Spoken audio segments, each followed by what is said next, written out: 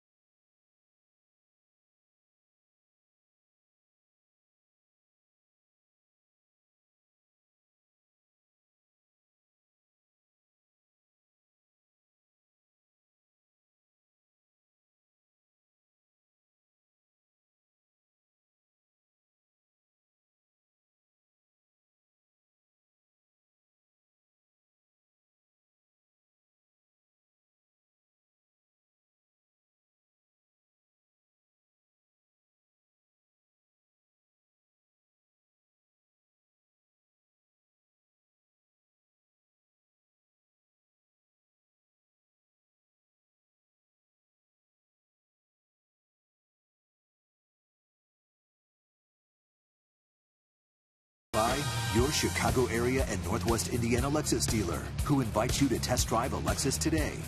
Blue Cross and Blue Shield of Illinois, through it all.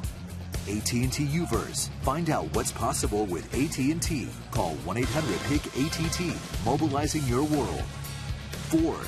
Check out America's freshest lineup at your local Ford store or at localfordstores.com. And by Southwest Airlines. Book your low fare now at southwest.com.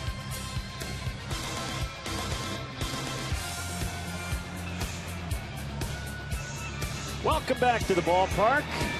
Actually, wind blowing in on a warm night, which works out well. You kind of have the lake breeze, feeling like the air conditioning is turned on the low setting as Kyle Hendricks gets set to face the Rockies tonight. And let's get the Colorado Rockies Southwest starting lineup written out by manager Walt Weiss. Charlie Blackmon putting together a really fine year following up an all-star campaign last year. DJ LeMahieu coming into his own. We know about Tulo and Cargo. We mentioned Arenado in the open. Corey Dickerson is in left. Ben Paulson at first with Justin Morneau on the DL. Michael McHenry, the backup catcher, is in there tonight with Jorge De La Rosa on the mound. Cubs defensively, Denorfia, Fowler, Soler, left center, right, third to first. Ryan Castro, Russell Rizzo, Kyle Schwarber does the catching. There's a bunt by Blackman, and it's foul. How about that? Alexis pursuing perfection starting pitcher is Kyle Hendricks. Out there for the 20th time, 4-5 with a 366 earned run average. Got ambushed by the Reds last time out, allowed 4 runs in the first inning, settled in, pitched pretty well after that. Actually pitched pretty well throughout that outing. He was victimized, a couple soft hits in that 4-run first.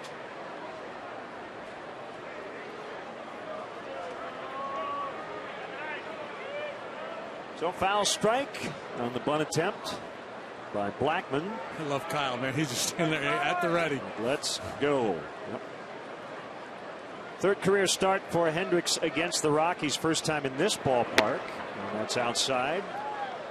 1 ball, 1 strike. Cubs are 51-46. 2.5 back of the second wild card spot holding Giants. Rockies 42-54. Buried in last in the National League West. They had a devastating 11-game losing streak early in the season. And if you erase that, which you can't, you often talk about getting a mulligan. You could take about a 2-week mulligan, they'd be 500. That's not how life works in this game. Yeah, unfortunately, it's not like a class where you could throw out your worst test grades. You got to play all 162. Yeah, they were optimistic. We were out there for their home opener. Expected to have a winning season. That has not worked out that way for Walt Weiss and his bunch. This is Walt's 3rd year managing the Rockies. And the same issues that have plagued the Rockies forever continue to do so. They score a ton of runs at home, and they really struggle on the road. Set the umpires. Mark Carlson, who's from nearby Joliet, Illinois. Gabe Morales, Tripp Gibson, and Brian Gorman. Swing and a miss. He struck him out.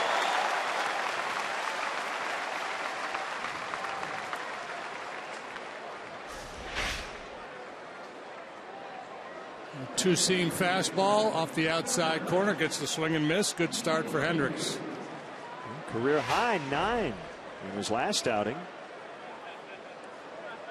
Here's a former Cub, DJ LeMahieu, Gold Glover last year, an All-Star this year. Cubs traded him to the Rockies prior to 2012. He's on a career-best 16-game hitting streak. It's the longest active streak in the majors, and he had a big set against the Cubs in April in Denver. 7 out of 12 with 4 RBIs.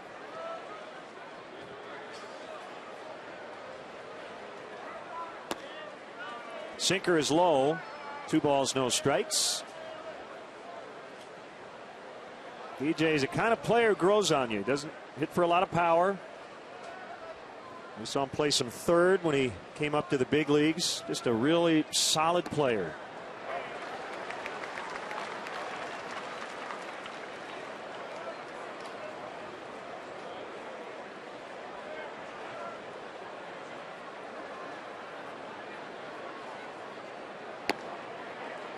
Missed again, 3-1. Yeah, so home road, this has long been a big topic in baseball. The Rockies hit over 300 at home. They score 2 more runs per game at altitude than they do on the road. That's a strike, 3-2. Yeah, they pitch better on the road. They're about a run better on the road. So if you're 2 runs worse offensively, 1 run better with your pitching, the math doesn't work too well, does it? No, it ends up to club that finished near the bottom of the pack quite frequently and had a winning season since 2010. And it's just a conundrum trying to put a roster together that can pitch successfully at Coors Field and kind of balance out the home road offensive part of the game too. Read a story not too long ago, and the Rocky hitters, at least some of them, claim that they get pitched differently on the road than they do at home. Ball 4. So obviously LeMahieu seeing the ball well during this streak, and he takes the walk in front of Troy Tulowitzki. Apparently the Rocky hitters were saying that because pitchers tend to stay away from the breaking ball in Denver because of the light air, they don't feel like they get a good bite on their breaking ball, so they see a lot of fastballs and changeups at Coors Field, and when they go on the road they see more spin, they see more breaking pitches, and they have a hard time adjusting to it. Who am I to quibble? I mean, well, might they consider constructing their roster in a way that you have a couple of bench players who hit spin well? You platoon them home road wise? That would be very creative, wouldn't it? It's got a lefty righty. You say you've got the road trip. Yeah. And you pinch hit at home.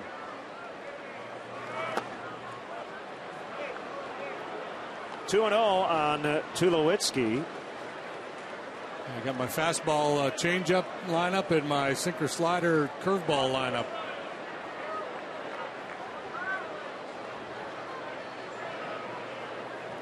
Mayhew he can grab a bag. He's stolen 12. He's been caught 3 times.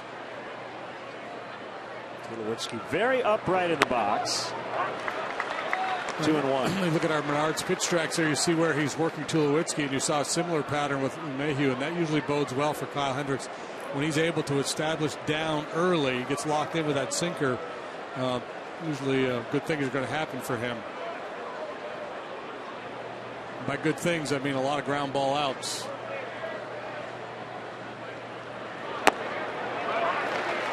Back in it now. It's 2-2. I mean, he is just dotting that outside corner down around the knees.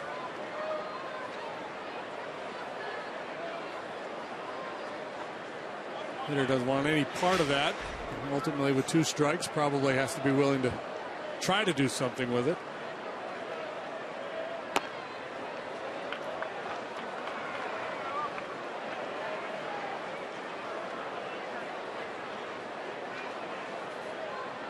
By the way, Tulowitzki on his wristband says Taz. Say cheese. It's the name of his son.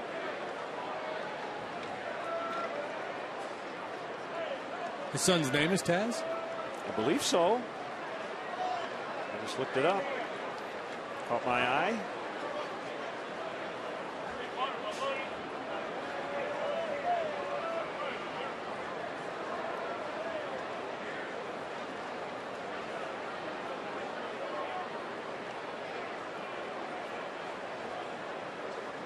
Tulowitzki's name has been mentioned in trade talks, but most of the things I read says he's not going anywhere. Mayhew on the run. That ball fouled out of play.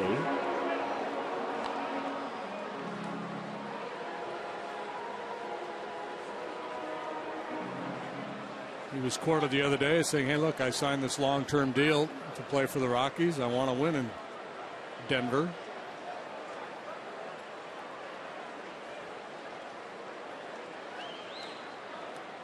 He would probably be agreeable to a trade to the Yankees, wouldn't he? He's a big Jeter guy. Right. Especially now that Jeter's retired. He'd be taking his job. That ball caught by Krista Norfia. So 2 outs and a red-hot Carlos Gonzalez, who today was named the Co-National League Player of the Week. A guy named Cole Hamels sharing that honor. Yeah, what did he do? Yeah, he was okay. 5 homers last week for Cargo. He hit 2 on Friday, 2 more yesterday.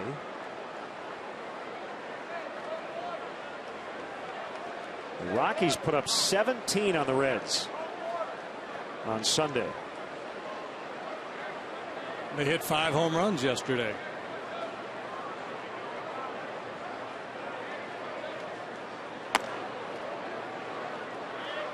All 1. Could have been.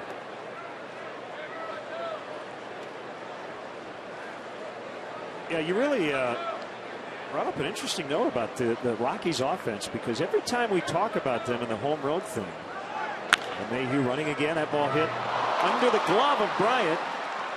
Over there in the shift will probably be a hit for Gonzalez. And they have him at the corners with 2 outs. We end up always talking about they got to do something about their pitching, right? Pitching at altitude. But yeah, they have been a very different team offensively. Yeah, and that's, I mean, they've been trying to solve it for years out there.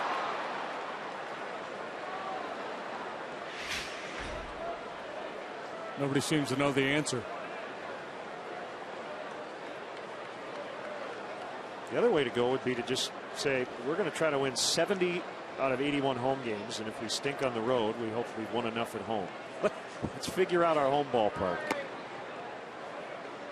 Easier said than done. 1-0 on Arenado. Yeah, early crisis point here for Hendricks. Arenado really been swinging it well. Got 25 bombs. He likes to attack early. Doesn't walk much. Hendricks has not given him a chance to attack, missing on the first 2. Still only 24 years old. And the 22-year-old Kyle Schwarber will head out and chat with his pitchers, only 25. A lot of youth out there right now.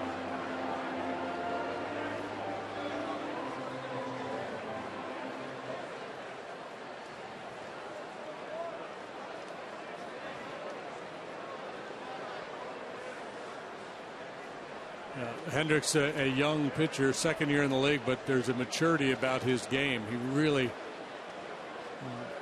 knows how to pitch, off the charts pitching acumen.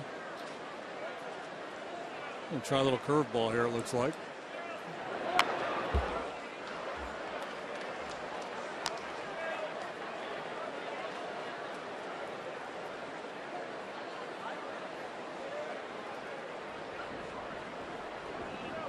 Just underway, a walk and a single here in the first for the Rockies. 2 outs. 2-1 count on Arenado. Got a wind at 7 miles an hour out of the northeast, blowing in, not very hard. Temps in the upper 70s as we get started. 77 degrees at first pitch.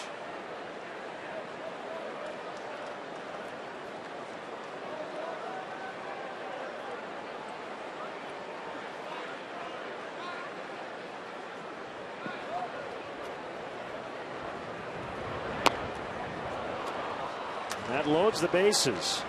So a guy who has averaged under 15 pitches per inning in his short career has made almost double that here in the first inning tonight. Yeah, and I think he's just made up his mind here. You know, he had some tough luck in that start in Cincinnati, and he was aggressive in that first inning, and the balls were put in play. A couple of flares dropped in on him.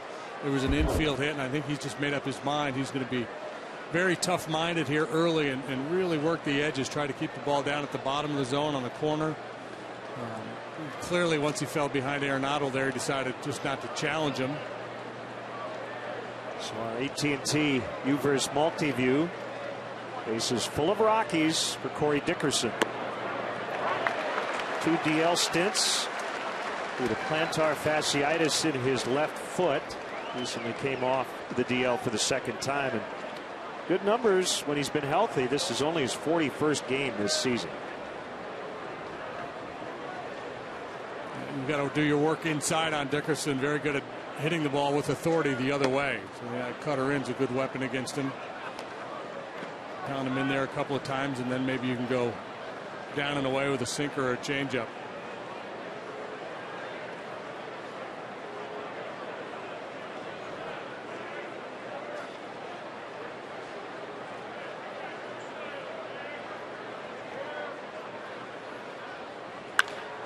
Sharply hit on the ground, but sliding a bit to his right is Addison Russell. And that'll end the inning as the Rockies leave them loaded. The Cubs coming up against Jorge De La Rosa.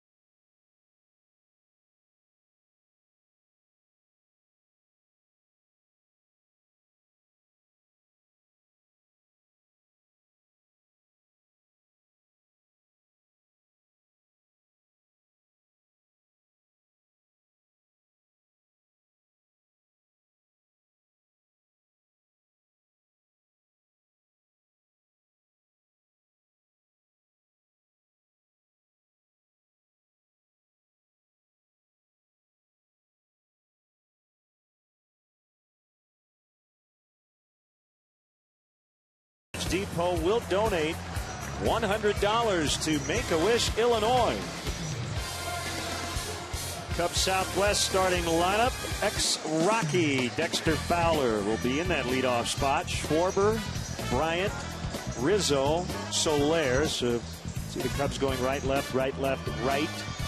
So you get to Chris Denorfia, Starlin Castro, Kyle Hendricks, and Addison Russell to round it out. How about we check in with the Rockies defensively? Dickerson, Blackman, Gonzalez cover the outfield. Gold Glovers galore on the infield. Arenado's 1-2. So has Tulowitzki. That was in 2010 and 11. LeMahieu, a Gold Glove winner last year. Ben Paulson is over at first, and Fort McHenry does the catching tonight. Our Lexus starting pitcher for the Rockies is the veteran left-hander Jorge De La Rosa. Started the year on the DL on a groin strain. He's made 16 starts. He's won 6, lost 4, has a 4.62 ERA. He is the anti-Dorothy Gale Award winner. There's no place like road for De La Rosa this year. He's got an ERA of 1.93 on the road, 6.62 at home. And I guess it finally caught up to him, because the storyline with De La Rosa was he's the one guy that figured it out, that pitched better at home than he did on the road for the Rockies. There's the 1-0 to a former teammate, Dexter Fowler, and a strike called. De La Rosa is the Rockies' all-time wins leader at 75. Also their all-time strikeout leader. Going off a changeup there. Looks like he wanted to go with a fastball, and pretty good location. Didn't get the call, just off the corner. And it's 2-1. Yeah, lifetime 90 and 72 with a 4.60 ERA. Came up with the Brewers. There's a little hitch in his delivery.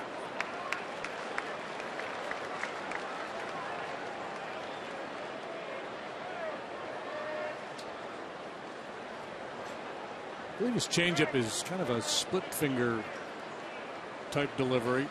Fastball will max out at 95, but usually 91, 92. High fly ball out in the right center, and it'll be Blackman to make the catch. Mountain Man.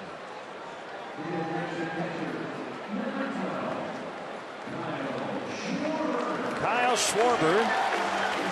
It's like Moses out there in center field.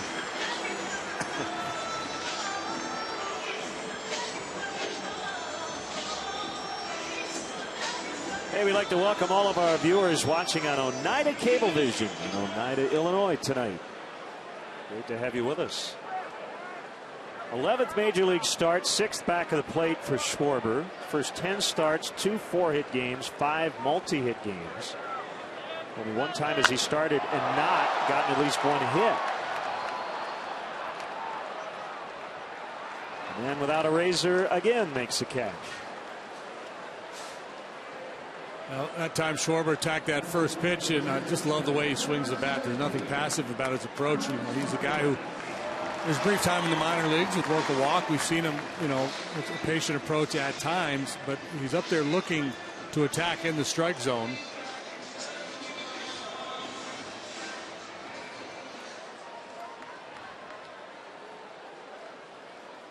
Chris Bryant with 2 outs. Last ball in there for a strike.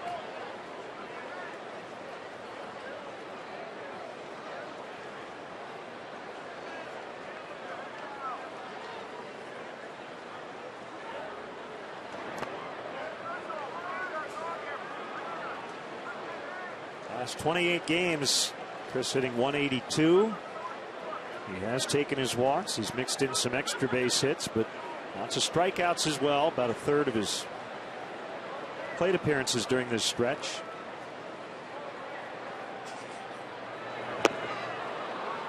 It's the change. Yeah, it's a dandy.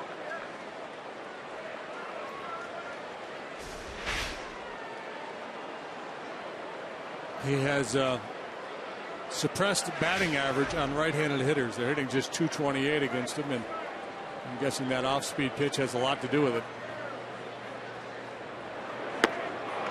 Swing and a miss on the change.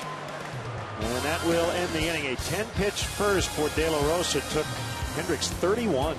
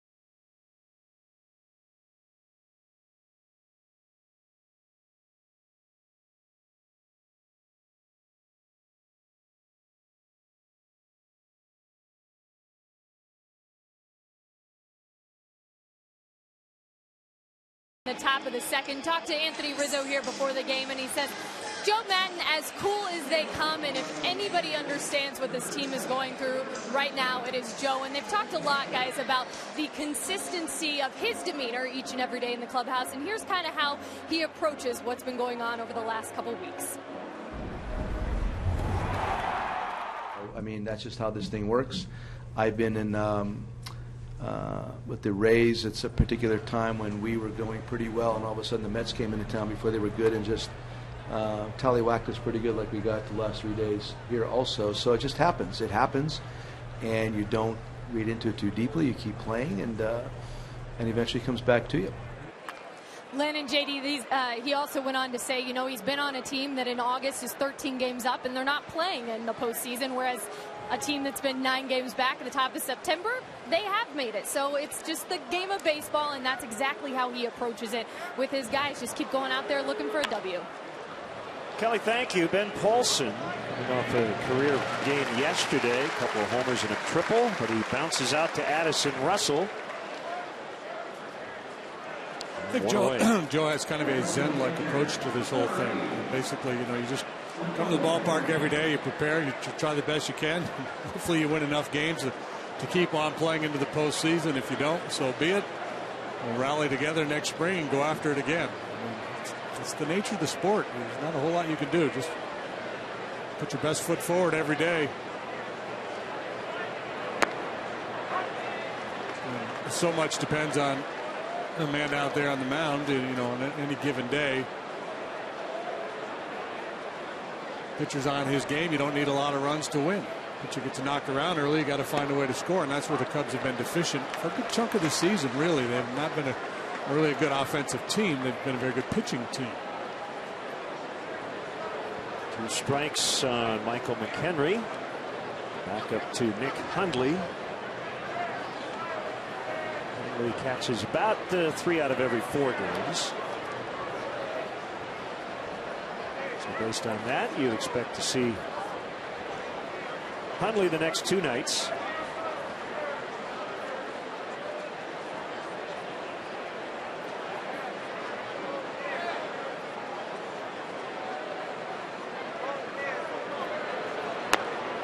Ball, strike 3.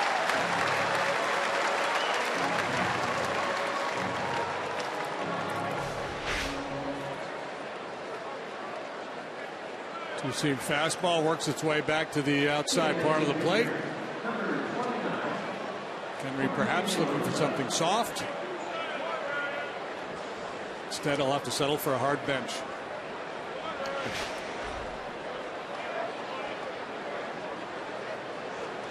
Rosa, career 125 at the dish. I don't know if he's better at Coors Field or not. Rockies pitchers hit .374 in their home ballpark. Well, Hendricks, 31 pitches made in the first, trying to make up for that here in the second. He did exactly what we've been talking about. The long top half of the first inning to make the other pitcher get him out of his rhythm, and he did it without giving up any runs, and it didn't work. We're going to continue to test that theory.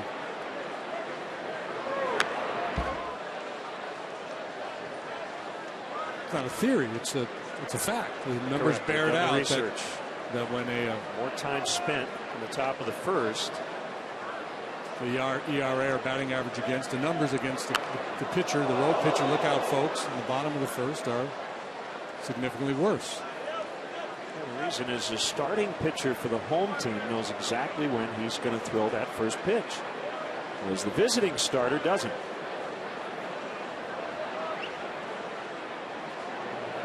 Down, down, down in this sequence. And most pitchers are vulnerable in the first inning. To begin with, you're facing the top of the order. It's the one time in the game where the manager has his lineup set exactly the way he wants it. We're going from the bullpen mound to the game mound, so it's a bigger issue for the road pitcher because it's a foreign mound.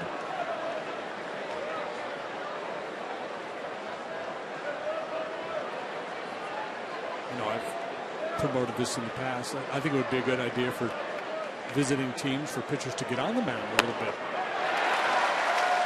Called strike 3. So Hendricks much better in the second. Still 0-0.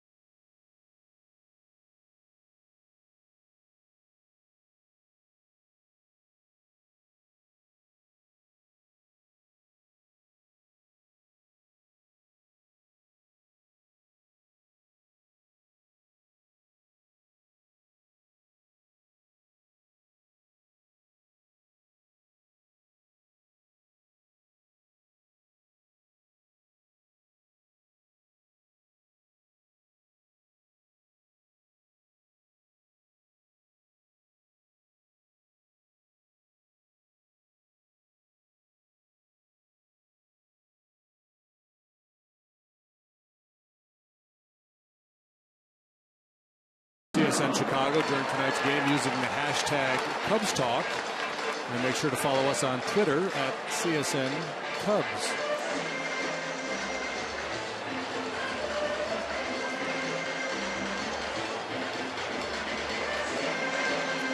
So the Cubs bat here in the second.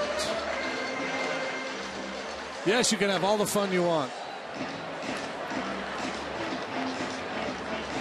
Rosa final out, so a little extra time here. It's interesting. Looking at the between innings clock, 3, 2, 1. De La Rosa made his last pitch. I've rarely looked at the clock. It was a new thing this year, working on the pace of game. And when I have looked, I've noticed that nobody gets to 0. Pitchers warm up to 225 between innings. Rarely comes into play.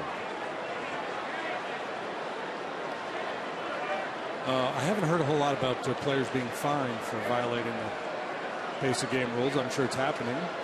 I don't know if it is. I think they kind of had a gentleman's agreement that because the first month went so well that they're not going to institute it. Oh, is that right? I could be wrong, but I'd be surprised if anybody's been fined or severely fined at least. One strike on Anthony Rizzo. You can't severely find these guys. It's the majors with a .468 on base average against lefties, but that'll go down here as Tulowitzki in the shift makes the play.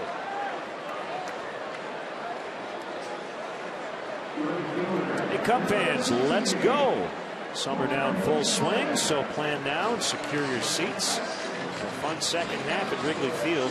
Tickets are still available. The final 2 games against the Rockies. To purchase tickets, it's Cubs.com.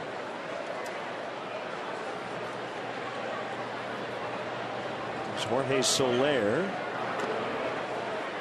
He takes a curve in the dirt. 3 hits on Friday against the Phillies and a couple of rough ones on Saturday and Sunday. 1 for 7 for 4 strikeouts.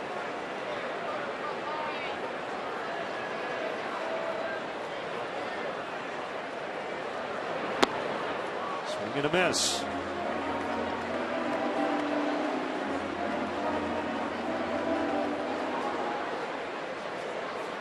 Rosas from Monterrey, Mexico.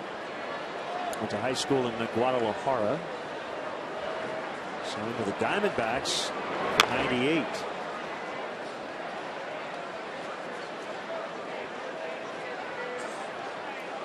It's with the Brewers, the Royals, and the Rockies.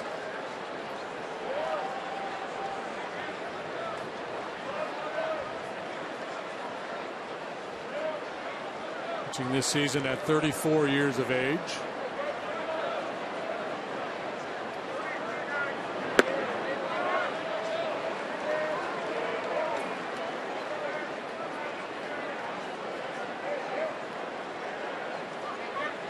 The groin sprain in spring training, so his season started a couple of weeks late. Had a cut on his left middle finger in late May. Soler strikes out. Well, this is like Cole Hamels light here with all these off-speed pitches. Hamel had a really good changeup. He also had a 95-mile-an-hour fastball at times in that no-hitter on Saturday. You're not going to see that kind of velocity from De La Rosa, but you're going to see a similar approach. And if the right-handed hitters don't solve this off-speed pitch, it's going to be a long night for the Cub hitters. The right-handed ones, anyway, having to deal with that off-speed pitch. I don't think he'll use it as much to the lefties. That would be Schwarber and Rizzo. Kristen Orfia playing left.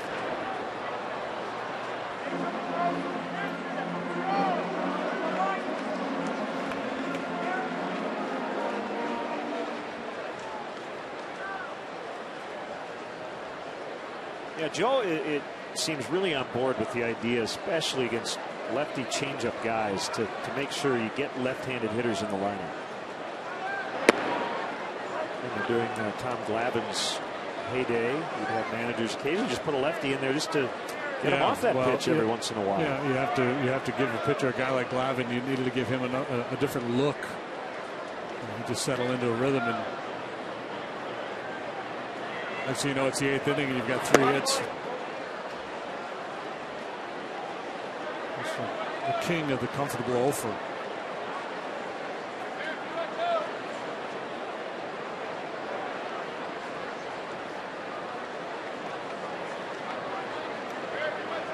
Stumble there by McHenry as he shifted in his stance. The hits and the giddy up. Yeah, this could be a little issue for the hitters too, to kind of time him.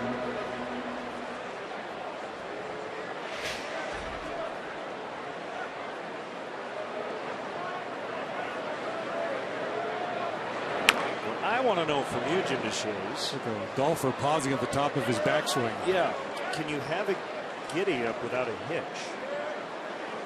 Does everybody have a giddy up and some guys have a hitch in said giddy up, or do you have to have both? Yeah, I don't think you. If there's no hitch, there's no it never gets commented on. He doesn't. You've never heard anyone say he doesn't have a hitch in his giddy up. Kramer did not have a hitch in his giddy up. He's the only one. See, as I'm watching De La Rosa, I'm thinking I'd be so out of whack with that if I tried to do that when I was pitching, to kind of hold your tip over. Yeah. Who was it 12 years ago? Tom Brennan, was that his name? They called him the Stork. He would get there and stay on that back leg for it seemed like forever. Driven to deep center. Blackman makes a catch on the warning track and gets acquainted with the ivy. So Grizzly Adams with a nice grab out in center, and we're still scoreless.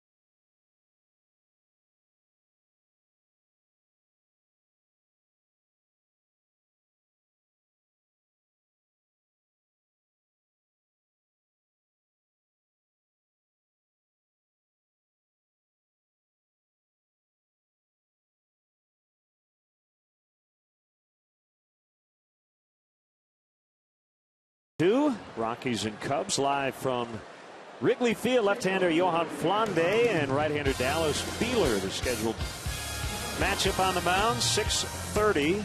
Cubs pregame live, presented by Fields Auto on CSN Plus. I hope Dallas can outpitch him, because he can't outname him. Johan Flande.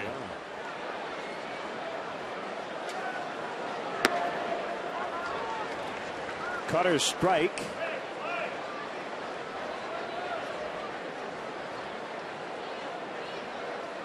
And the man with the fly brushes, suburbs of the chin, Herman Melville.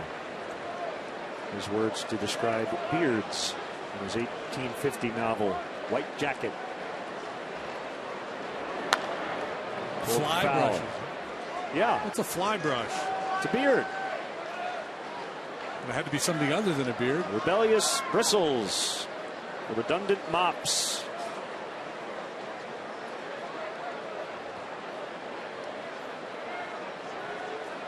Man, that's got to get annoying on a hot summer day. Yeah.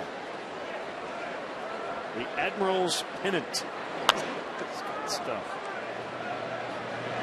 Ooh, nice little option flip from Rizzo to Hendricks.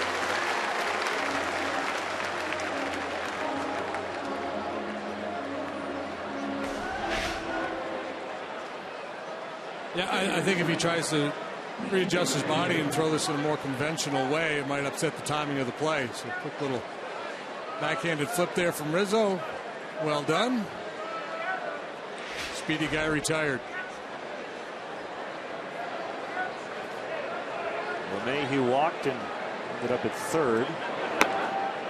On his first trip to the plate, he takes a strike.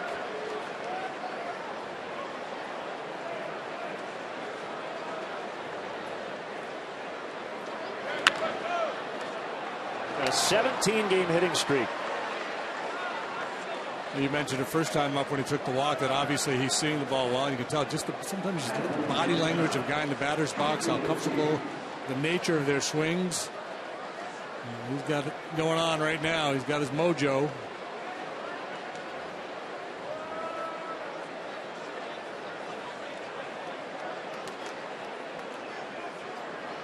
He actually started for the National League in the All-Star game.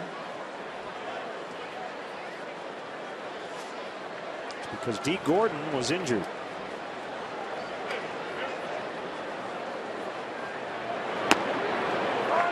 Curve strike on Tulowitzki. Yeah, his contract, Tulowitzki, he signed through 2020. Club option for 2021. Actually, you know, pretty affordable for a player of his caliber. Assuming he stays healthy and productive, he's a $20 million per year guy. Final year of his deal goes down to $14 million. Club option 15.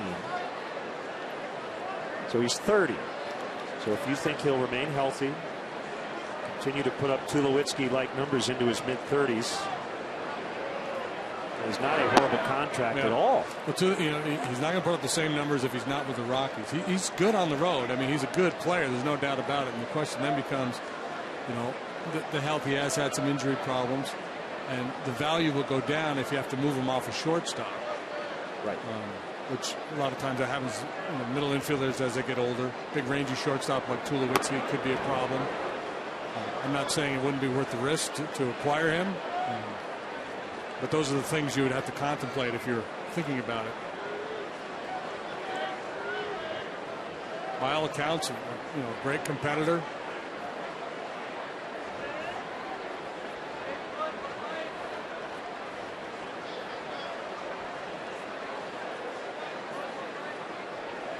I guess it speaks to how much money's in the game, though, when you say $20 million a year, it's pretty affordable. I mean, it's not nothing, but swing and a miss. 2-2. If salaries continue to escalate, guys that sign free agent deals in the coming years are going to fly by that.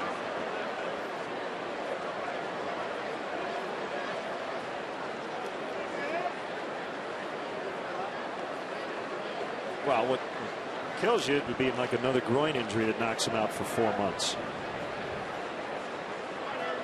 That's the risk when you get into your 30s, especially if you've had previous injury issues.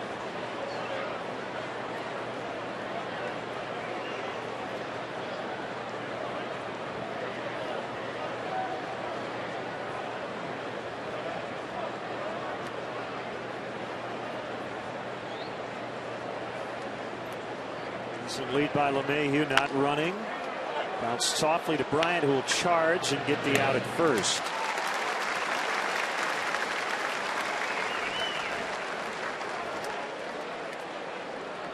Well, we're only in the third inning, JD, but I mean, there's no big surprise that Hendricks might throw more pitches against the top of this tough Rockies order, and he may have to get that quote breather at the bottom. That's what he did in the second. Yeah. He's had to work, though, against these top guys. Yeah, and the trap you have to avoid when you're going through a stretch like the Cubs are, when you're not scoring a lot of runs as a pitcher, is to overvalue that guy out there in scoring position this early in the game.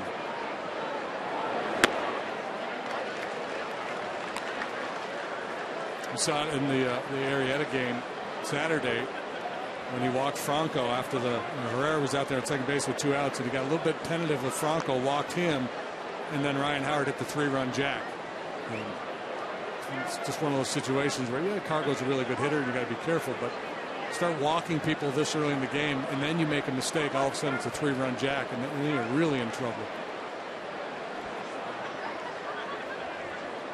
Well, theoretically, with the wind blowing in, not really hard, but this is not a typical late July night here at Wrigley Field. And as we mentioned earlier on this homestand, this has not been a big-time run-scoring environment this season.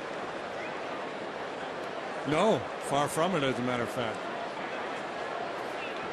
Been very pitcher-friendly.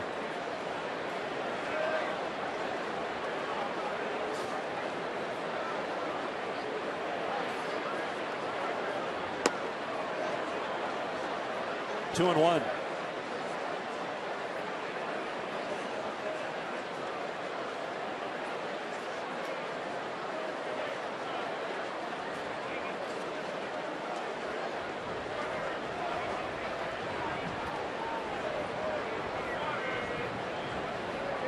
Here it comes. Driven in the air out into deep left center. DeNorfie is back, and it is gone. An opposite field home run for Carlos Gonzalez. Man, is he hot. Hit 5 homers last week, and he starts this week with a single and a 2-run homer in his first 2 at-bats. 6 RBIs in the ball game yesterday, a 2-home run game for him. And he gets extended through this one. That's your 4th home run replay. It's number 19 for Gonzalez.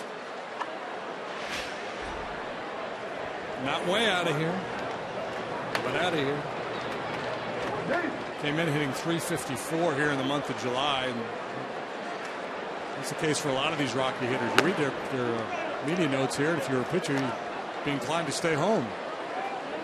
He hit 4 home runs before June 1st. He's got 15 since.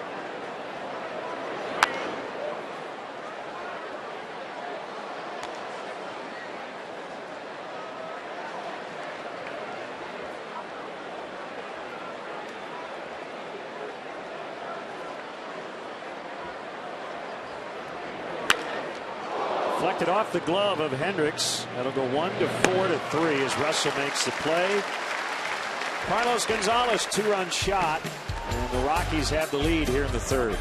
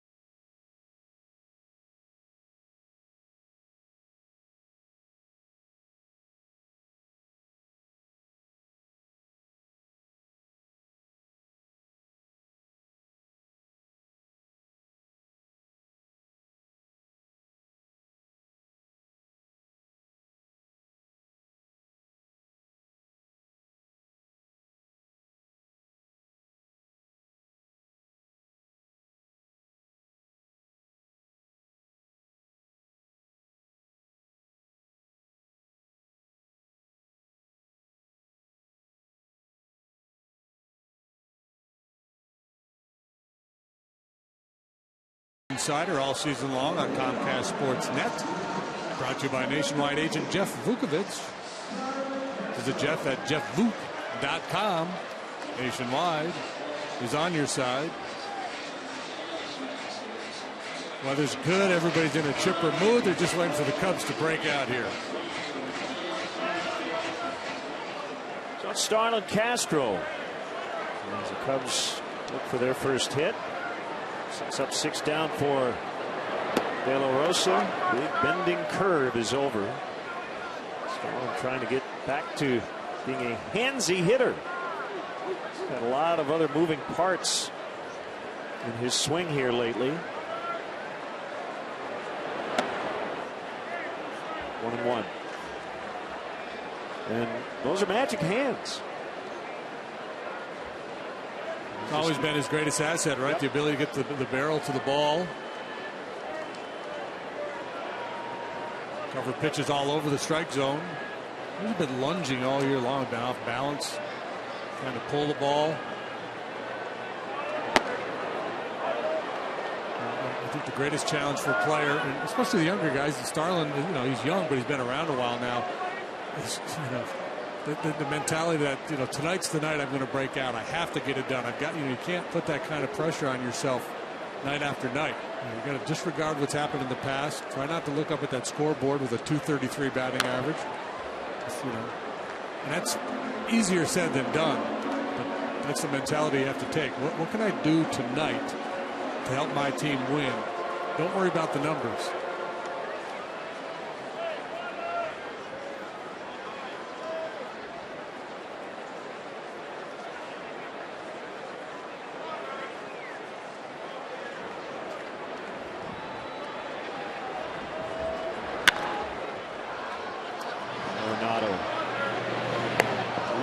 Adjustment to back up, which can sometimes paralyze a defensive infielder. He's really smooth over there. Time now for you to tweet your strongest fan photo. Use Northside Data Strong Fan, and you might just see yourself in an upcoming broadcast brought to you by T-Mobile. Nolan Arenado, one of 5 major leaguers to win Gold Gloves his first 2 years in the league. Strike on Hendricks. The other 4. If you want to play along at home, I'll give you one more out to get out a pen and paper and write it down. Don't look it up. That would be cheating. Okay, I'm done with it.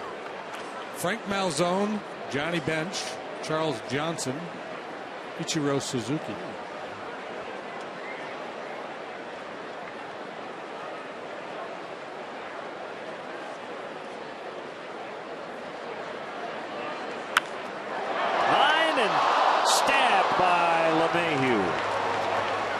Another Gold Glover. He robs Hendricks. Yeah, Hendricks put a charge in this ball.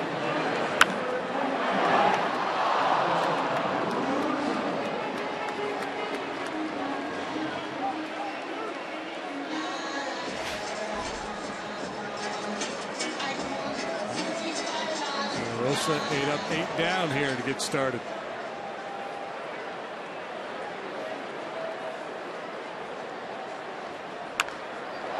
Foul by Russell.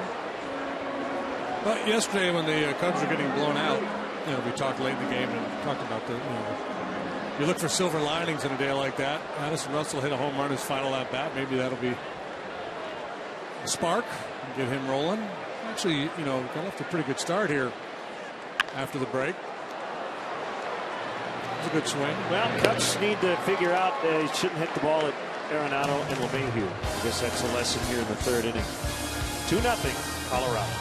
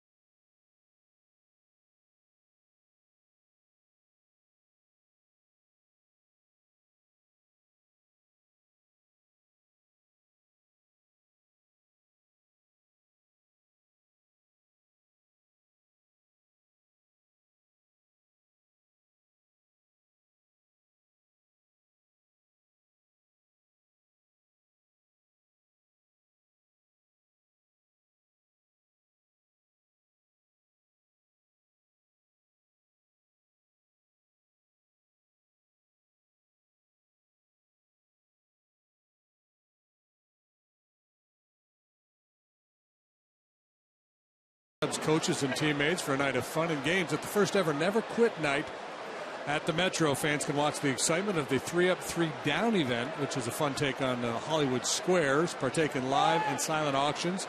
Enjoy dinner and cocktails. Net proceeds from the event will help raise awareness and money for pediatric cancer research. Tickets are on sale now. For more information, please visit CubsCharities.com.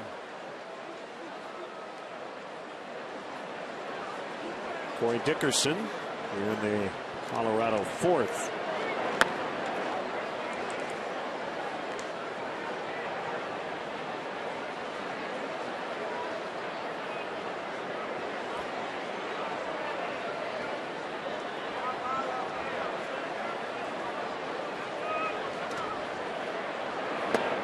Changeup.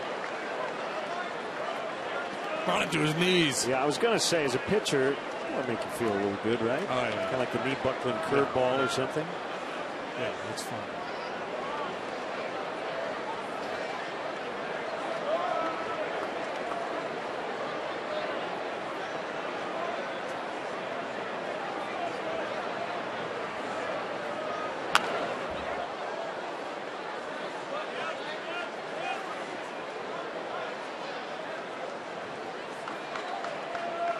Game tomorrow, day game Wednesday, and then back to the road. Weekend in Milwaukee, 4 games, then on to Pittsburgh. And after that, the Cubs will spend almost 3 weeks in the city of Chicago, which is almost unheard of. A long road trip going to the south side. Yeah, and if that's, we've been talking about this break in the schedule, playing a bunch of sub 500 teams. Consecutive series now against the last place clubs, and then that long stretch at home. So far, I have not been able to exploit it. Changeup fouled into the upper deck.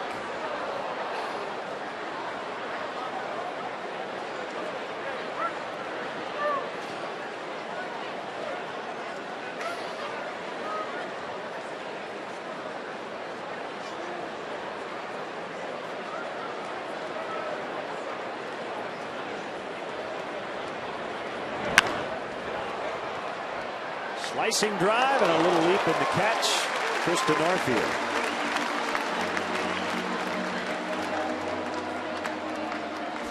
Took another off-speed pitch. Dickerson went down and got it. Hit it sharply. And not an easy read for Denorfia. He recovers. That's a fine play.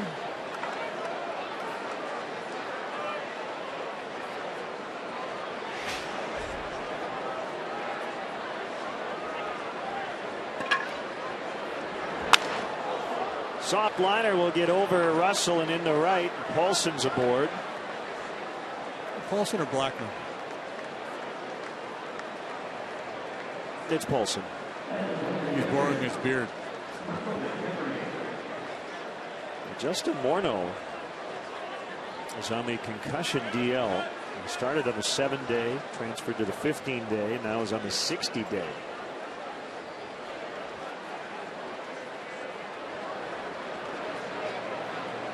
He's been dealing with that for a few years now.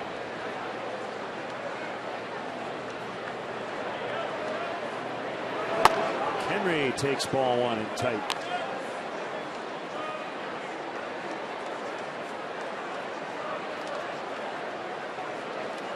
Reds lead the Cardinals 1-0 midway through the 3rd. In St. Louis. Iglesias and Lynn matching up. Runner goes. Base hit right field. Olsen to third. The throw's going to be late.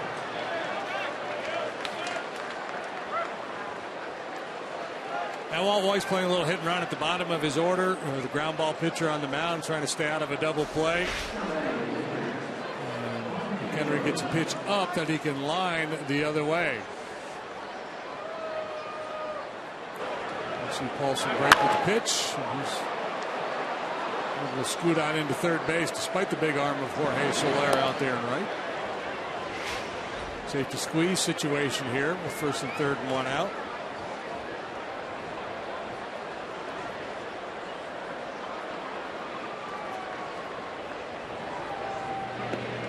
Looks only throwing to first to make sure De La Rosa was going to bunt, and he had started to square.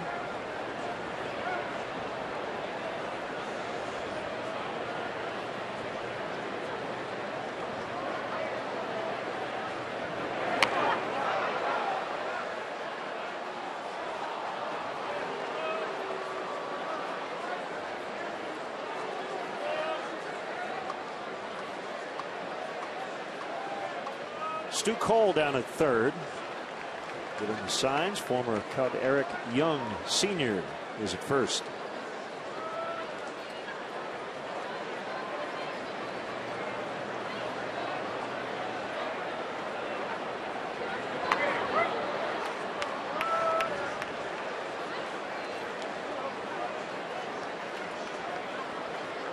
Rosa does not look really comfortable trying to put this bunt down. No, he doesn't.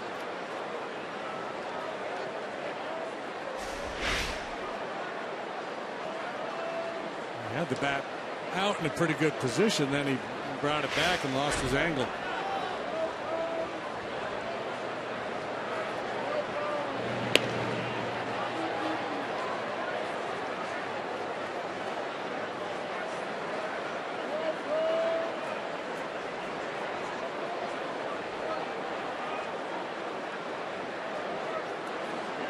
Chance to get two here with a bad bunt with McHenry the runner at first.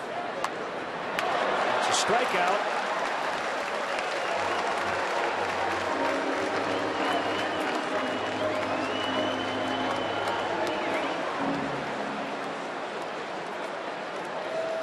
Four for Hendricks.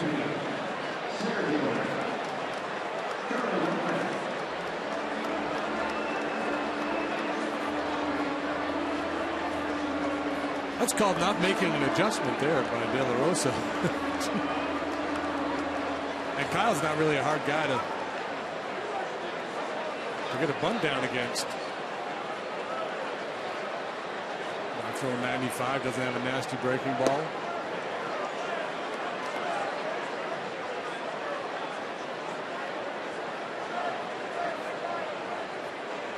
There you go. I don't know. I guess we could ask the Rockies broadcasters. Charlie Blackmon has a nickname. He chases one. You got one in mind? Yeah, Blackbeard, right? The notorious pirate. Jean the 1700s. There's his Racer X.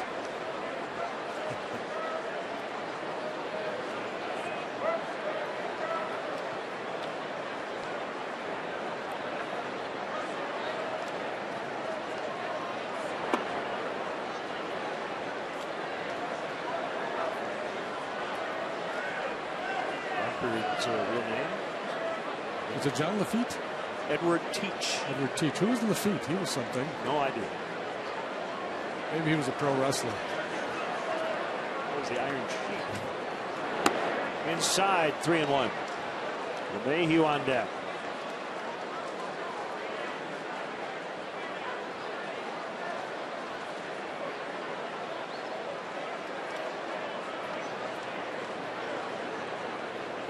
Hendricks has really had to work tonight. Already at 80 pitches trying to get through this fourth inning.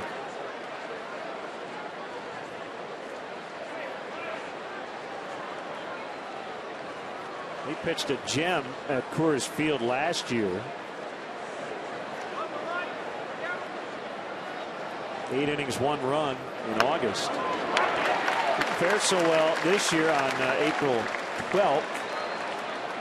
With 5 runs and 4 1/3.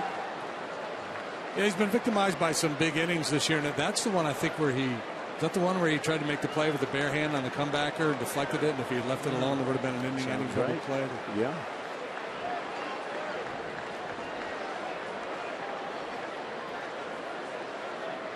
It's one of those games when you kind of pitchers, at night your head hits the pillow and you kind of go back through the game, and usually in a bad outing there's just 1 or 2 at bats or 1 or 2 pitches that prove to be the difference.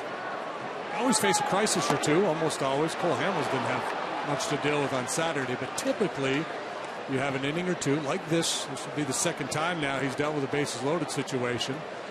And whether you have success or failure depends on how you handle it. So Chris Bosio out to the mound. Tough spot here, 2 outs, but nowhere to put LeMahieu. He's already walked and singled.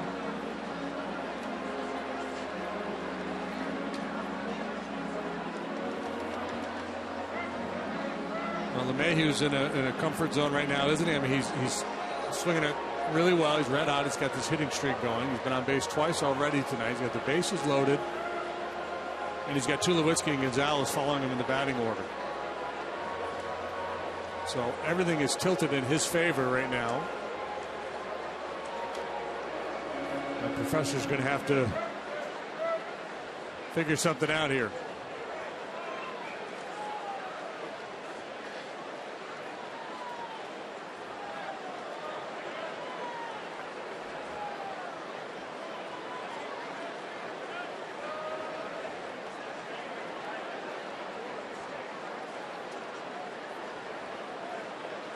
A lot of traffic here early on for the Rockies.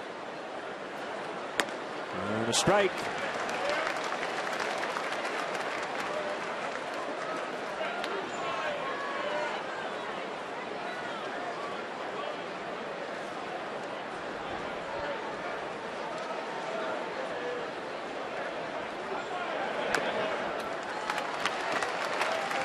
Now 0-2. Well, the professor doing his thing. Paints the outside corner, runs a 2-seamer in on the hands.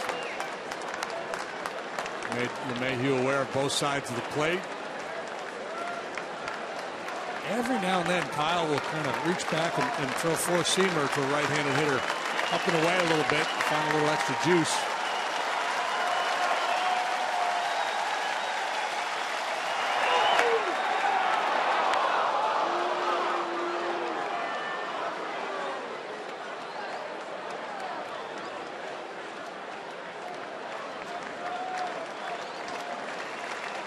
Big crowd tonight. Kyle checking his cheat sheet. I've seen David Ross use that in the past. You know what they want to start a hitter with, or what they want to put him away with when they get 2 strikes.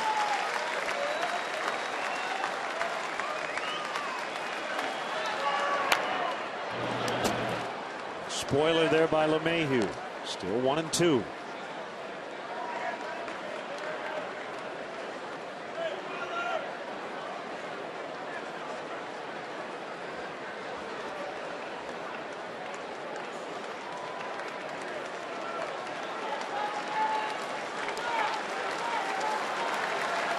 Kyle's trying to get out of this inning. Hendricks and Schwarber. And a base hit. And 2 runs are going to score. Close at the plate. Good effort by Denorfia. But McHenry got in behind Paulson. 4-0. Sometimes you make a mistake and get away with it. Sometimes you make a pretty good pitch and get beat. This is inner third up a little bit. Not really hit all that sharply by LeMahieu. You see he's on top of it. Castro shading towards the middle of the diamond. There's just enough room there to squirt that one through. Good slide by McHenry. I don't think Denorfia had any play on him, but made it close. So here's Tulowitzki. First and second. Runners go. Throw to third. Late.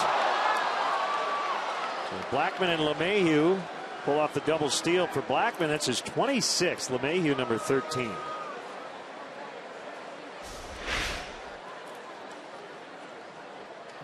They got the Cubs on the ropes a little bit here. They're pushing things. Cubs looking to see if maybe Blackman overslid the bag or came off the bag on his way through.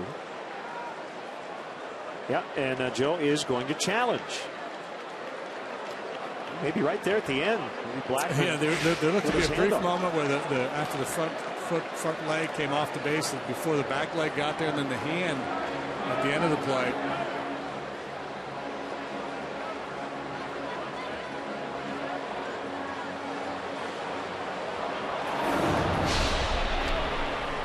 Forsythe replay review.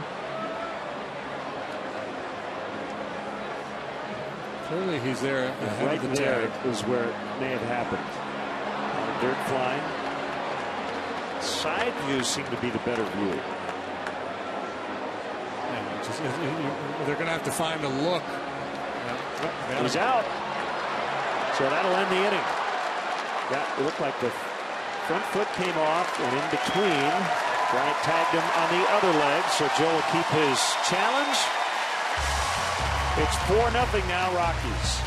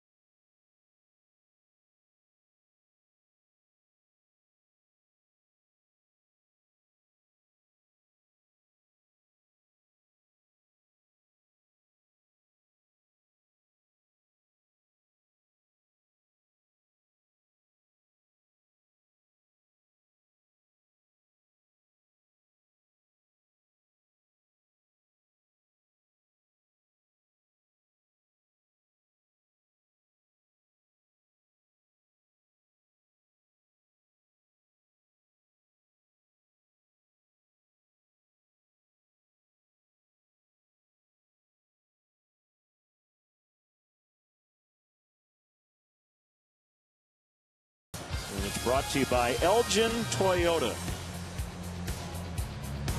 Yeah, I mean, you'd like to get it going here, wouldn't you? Because you've got the Pirates and the Giants, two big wild card contenders coming up after this stretch.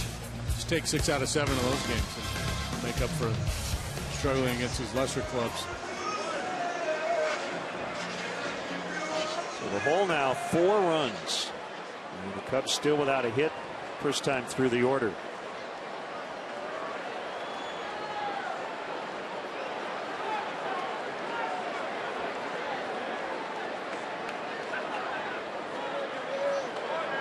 You ever participate in a no-hitter pool?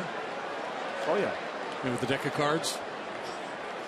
It's always after 3 innings. 3 innings, yeah. Everybody throws in a couple bucks. You get a card, and that card is associated with the spot in the batting order. Yep. So 1 through 9. Through the ace, right? Fowler. The guy gets the knock that breaks it up. You win the pot. Or the points, depending on you win the potato chips.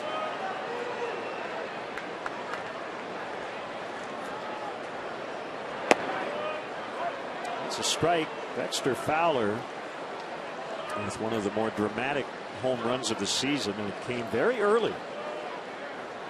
First or second Sunday of the season on April 12th. 2-run homer off of Troy Hawkins. What a return to Coors Field for Fowler. It was a 2-strike homer too, wasn't it? I believe it was. Yep. Top of the 9th.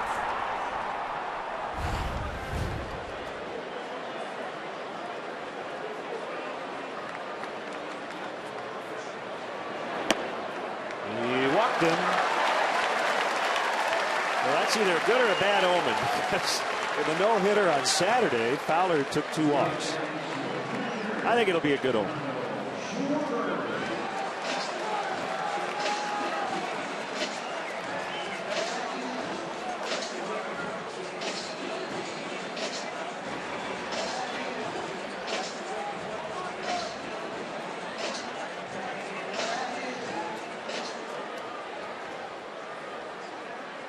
Schwarber flew to center the first time up. attack that first pitch.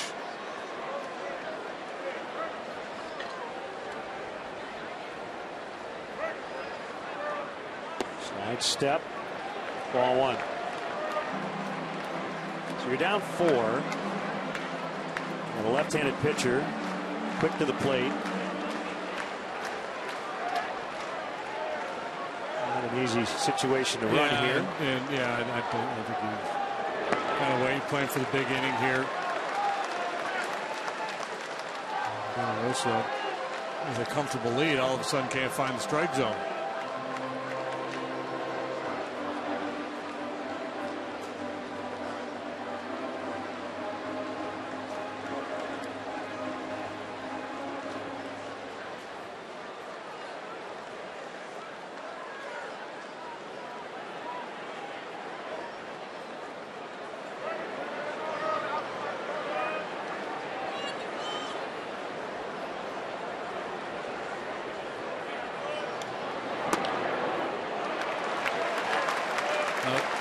Yeah, now Joe has been giving a lot of green lights lately, and Schwarber certainly has power, but I don't think he'd be taking one here down 4 runs.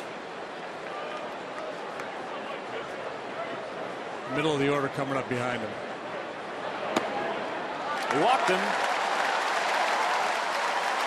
2 could-have-beens. They both call balls, and De La Rosa pitching himself into a bit of a jam here.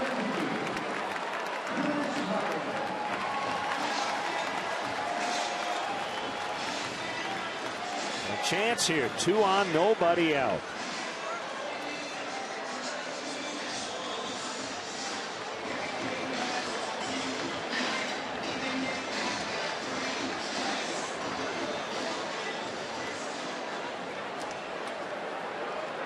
Changeup's got him first at bat.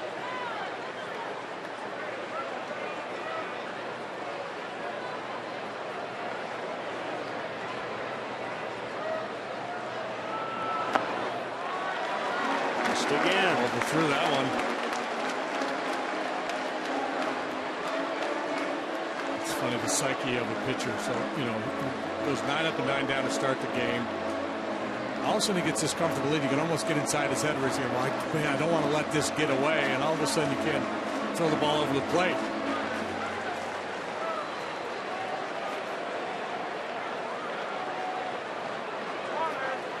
Second time through the order, sometimes a pitcher will overthink it. Well, this is what I did last time, so I can't do it this time. I got to change the look.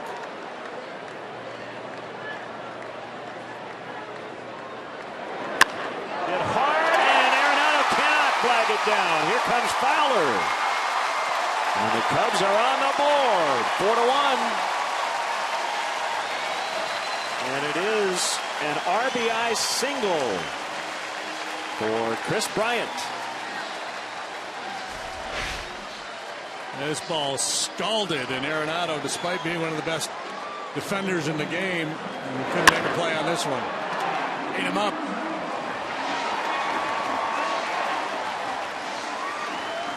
Walk single to start the inning, and here comes Steve Foster, the Rockies pitching coach.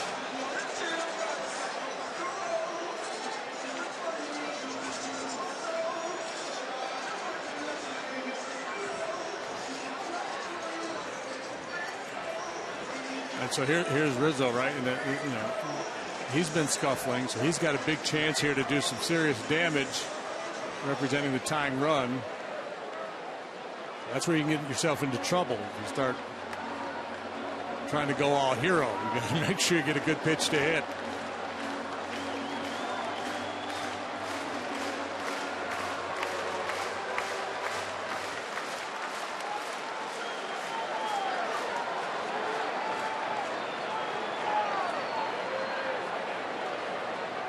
Schwarber at second, Bryant at first. Strike called on Anthony, 2-time All-Star.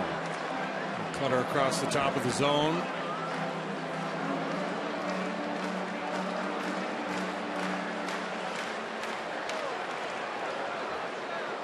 The trouble pitch for Anthony is that right-handed breaking ball, slow curveball down below the knees. Obviously, De La Rosa, being a lefty, doesn't have one of those. Racing drive. Blackman on the move, and he can't make the play. Bases loaded. A single for Rizzo. Still nobody out. Rizzo with the point skyward as if to say, finally I catch a break.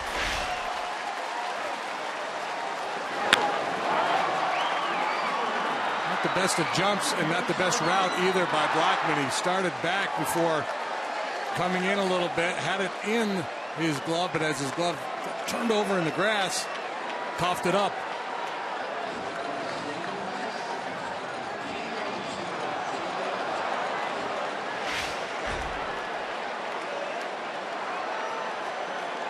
Jorge Soler. Chance to pounce here. 1 run already in. Back-to-back walks, followed by consecutive singles.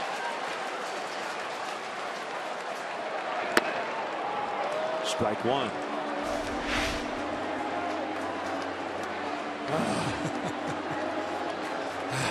Yeah, you can exhale a bit. Still a long way to go. Cubs down 3 here in the 4th. Strike on Jorge Soler.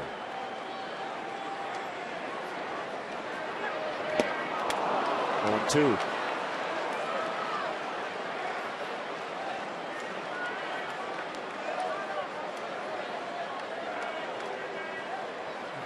Changeup is a really good pitch. Soler's had a hard time recognizing it. So lefty changeups, righty breaking balls are giving him a lot of problems. Pitchers are going to not throw many fastballs in the strike zone to Soler. Base hit right field. Schwarber's in. Bryant will be held at third by Gary Jones. It's 4-2. Still no outs. And just like that, De La Rosa does. That was a bad pitch. Soler can handle the fastball. And if you're going to throw heat or 2 strikes, you got to go way up. And credit Soler hanging in there, keeping the line moving.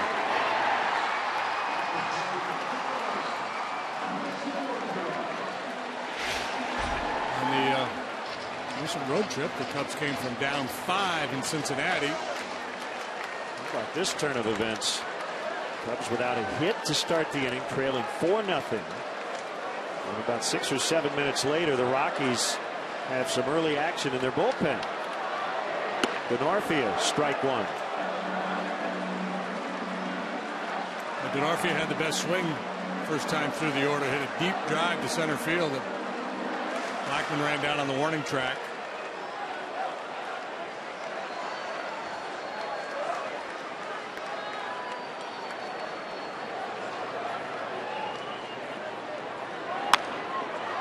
Cued right side. LeMahieu will get the out at first. Bryant scores. RBI ground out Denorfia. It's 4-3. And the Cubs have him at second and third with 1 out.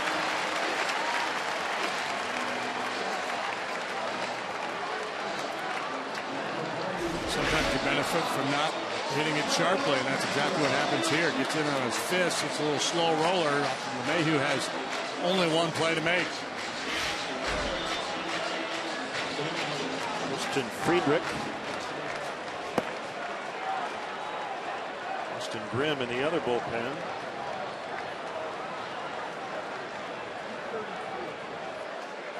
Friedrich on the north side of the city, just north of the city, I should say. Born in Evanston, went to Loyola Academy in Wilmette. And a strike on Castro. So De La Rosa keeps getting ahead, but it hasn't helped him very much this inning. I don't think Joe would hit for Hendricks here, but he gets Grimm up just to let Walt Weiss know that he would contemplate doing it. Could be wrong.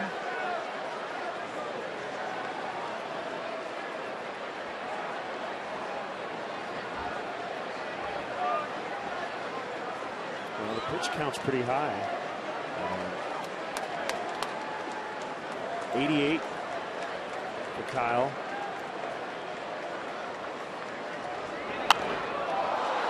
Held out of play. Castro's stance not quite as open as we have seen.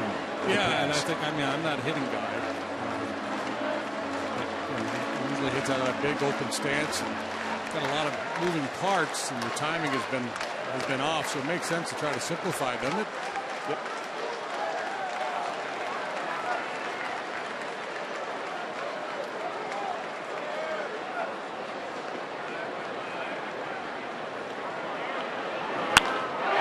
Base hit left field. Rizzo in. Soler will try to score. He's in. And the Cubs lead. 2-run single, Starlin Castro.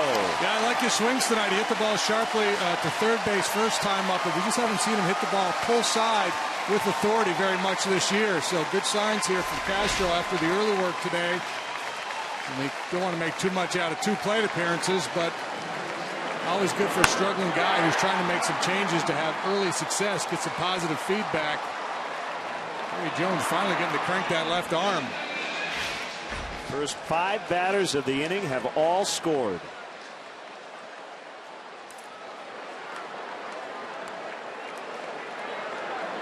Hendricks will take the at-bat, working with a lead.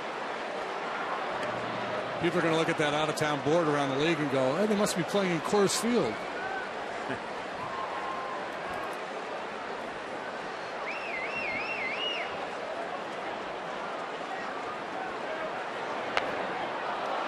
Run, Kyle. And it will be a sacrifice, 1-4.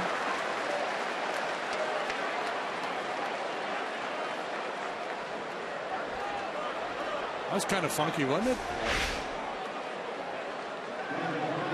No business bunting at that one. How did Castro read that well enough to get to second base? I mean, you got to hang up, right? For Starlin? Yeah, I wasn't watching him. I was watching home plate. I thought for sure the play was going to be at second base.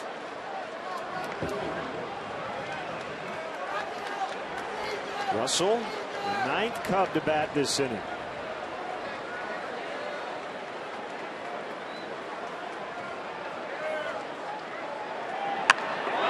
Drills one into the left field corner. Castro will trot home. Russell to second. 6-4. All righty. Jason Stark, Timmy Kirchin, all you grinders, time to go to work on this one. When's the last time a pitcher retired the first 9 men and then had a team bat around against him in the 4th inning?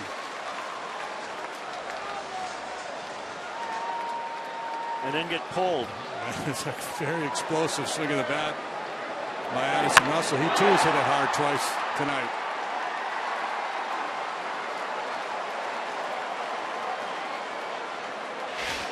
Not how you start, it's how you finish. Boy, things went south in a hurry for De La Rosa here tonight. So it's a Weber's sauces and seasonings call to the pen. Why grill with anything else?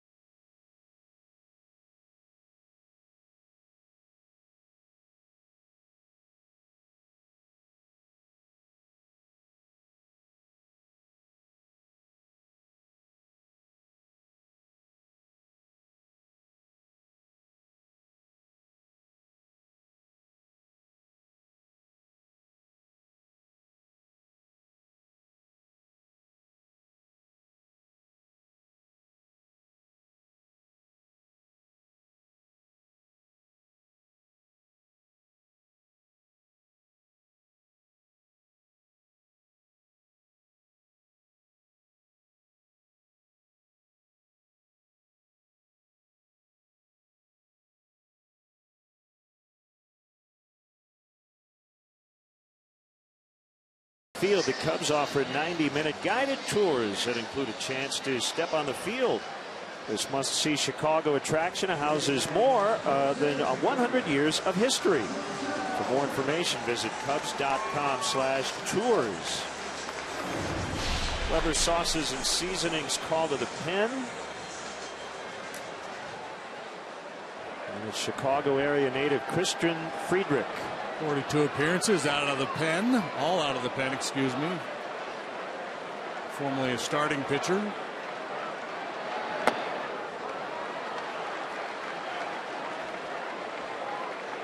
He's just got to try to slow down his heart rate a little bit. That happened so quickly.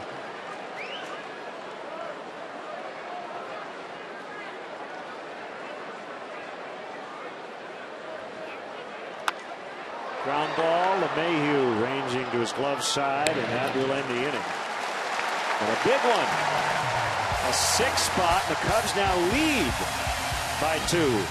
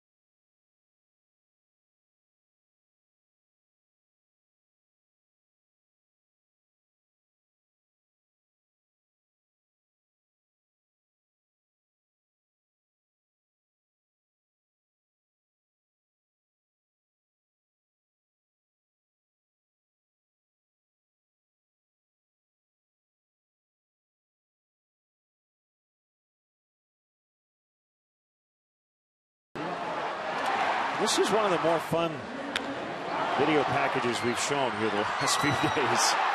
6 runs, 10 batters in the bottom of the 4th to take the lead. Yeah, it's fun when you see guys taking those aggressive swings and flying around the bases. A heck of a swing by Russell.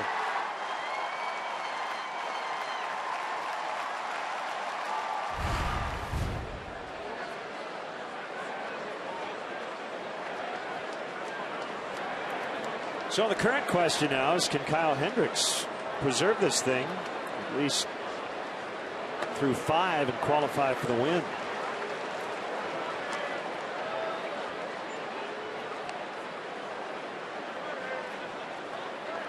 James Russell is up in the Cubs bullpen.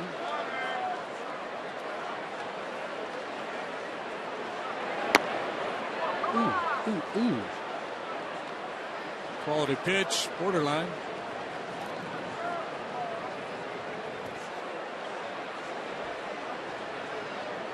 Looks like it's going to be a hitter at a time here for Hendricks. 2 low reaches, he's probably gone.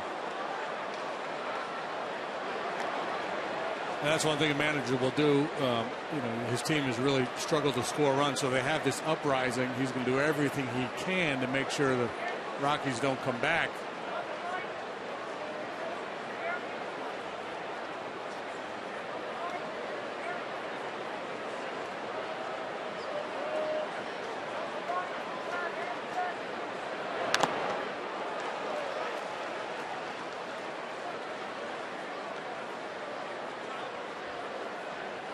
We've got the hottest hitter on the planet on deck. Yeah, and I mean, that sounds kind of simplistic to say that. He's going to do whatever he can to make sure they don't come back. That's his job. But I mean, the point being that sometimes you make the decision, well, I'm going to stay with my guy because it's still early in the game and I don't want to force my bullpen to get too many outs. That's all out the window now. a struggling team has put a 6 spot on the board. So the manager feels it's his responsibility to give the guys that scored those runs, their best chance to win.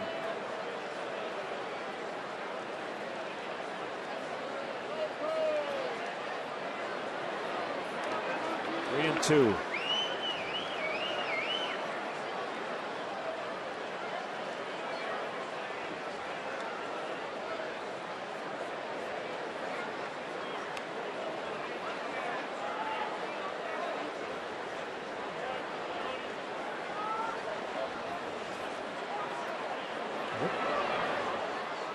Tulowitzki has not had a lot of success here at Wrigley Field. .226 lifetime batting average in this ballpark coming into play tonight. And he's career .304 against the Cubs. So what does that tell you? Doing some banging up there, yeah. Of damage at Coors Field. Russell's going to retire him. And he's 0 for 3. Good pitch for Hendricks. He stays in the ball game.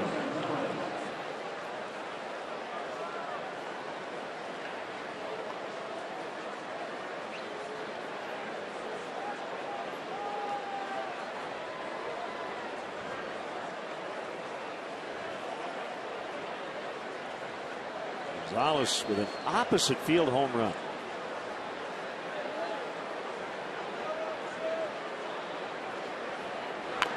He bunts here, but he couldn't get it past the pitcher. So he had the big shift on.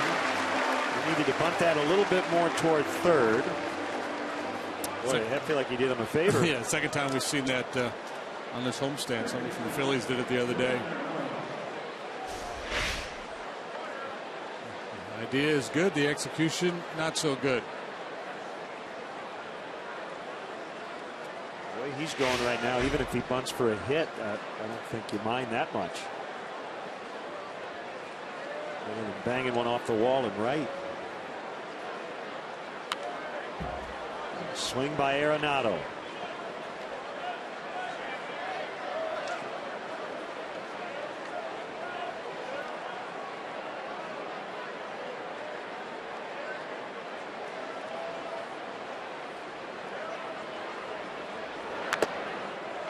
Change up, 0-2.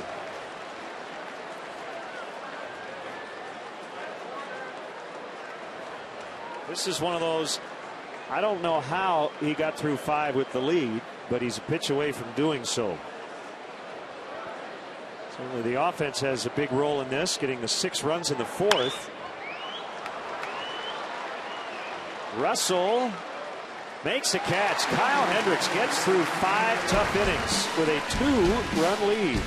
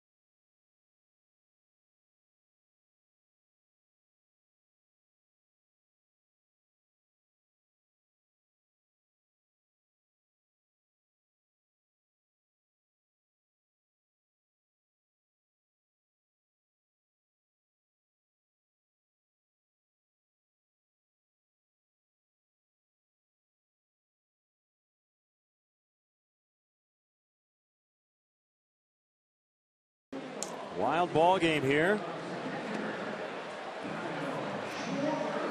Mazio letting the Hendricks know you're going back out.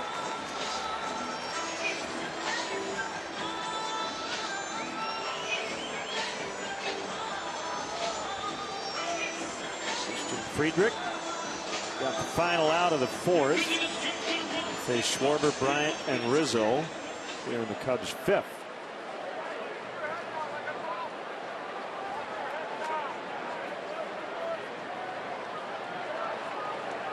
A-Rod is homered on his 40th birthday. Kyle Schwarber, towering fly ball. Wind's going to knock it straight down.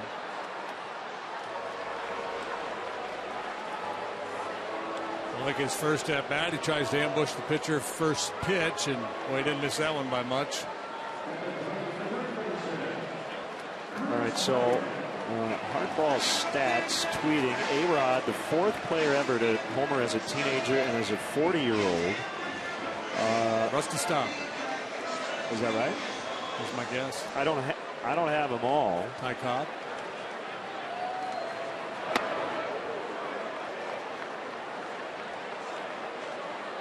I was going with the longevity, those guys that played Al Kaline, right? He was another one that started real young.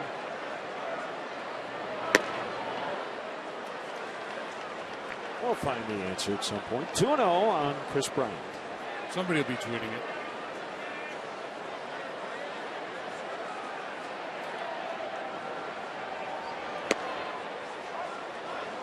He's having a heck of a year, isn't he? I got it.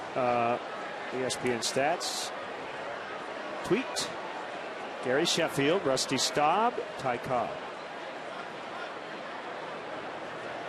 And A-Rod. Courtesy Elias.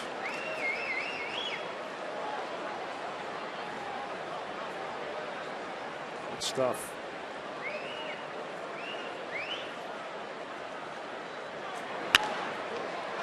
This time Arenado will make the play and get Bryant. A little something to throw with over there too, doesn't he? Ooh.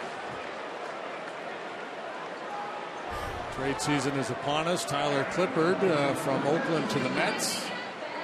Shane Victorino to the Angels from the Sox.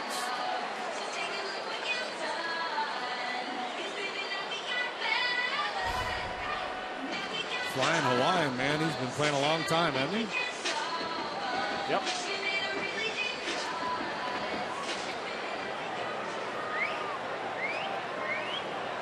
Like Tyler Clippard, change-up artist. Victorino is 34. In his 12th major league season.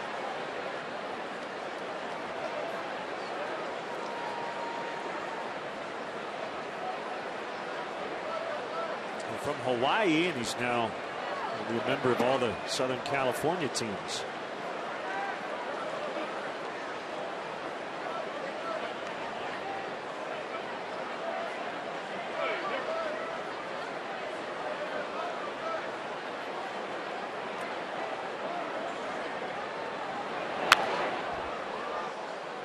Mets have been active. They traded for Juan Uribe and Kelly Johnson the other day to bolster their lineup a little bit.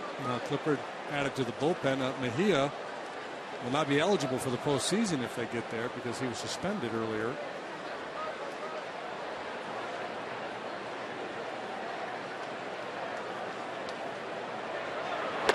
Mejia will not be eligible Yeah. For the playoffs, nor would Irvin Santana, right? With the Twins. That's right, yeah. It's not insignificant. I think it's a very good rule. And it's a new rule. Was it Peralta? Peralta, Nelson Cruz. I think those guys came back at the end of the season, were able. That's right, yeah. To participate in the playoffs. So what's the rule if you? So it's in that season. If you're suspended for PEDs in that season.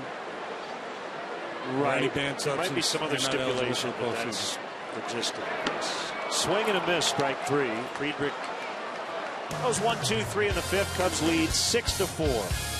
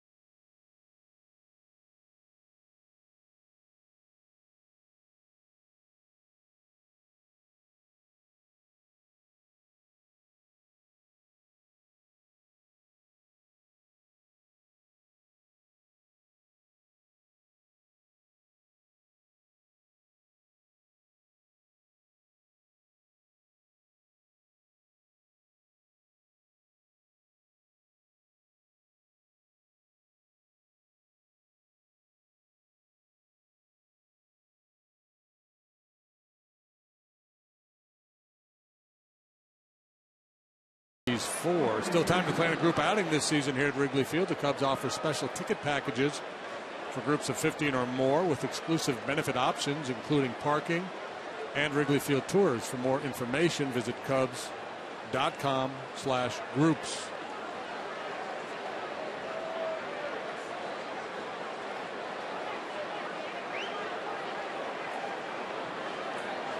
No doubt this will be the last inning for Kyle Hendricks. He'll try to get all 3 outs in the 6th. There's Dickerson fouls to start it. Hey, before I forget, did you happen to see the unique triple play turned by the Mariners yesterday? I did not. Against the Blue Jays. 3-6-2-2 basically, because Mike Zunino recorded the final 2 outs. The first such triple play turned since 1955. She had runners at first and second. Ground ball, I think, to the right side. Throw it to first. That took the force play off. Got a guy in a rundown between first and second. Then the throw went toward home. So 2 guys end up at third base. Tag them both. The back guy is out. The front runner comes off the bag. They tag him. He's out. Should be a fine in Kangaroo Court. Yeah. Why come off the base? Right. That one stung as Dickerson needs a second. And one of the Rockies athletic trainers will head out, along with Walt Weiss.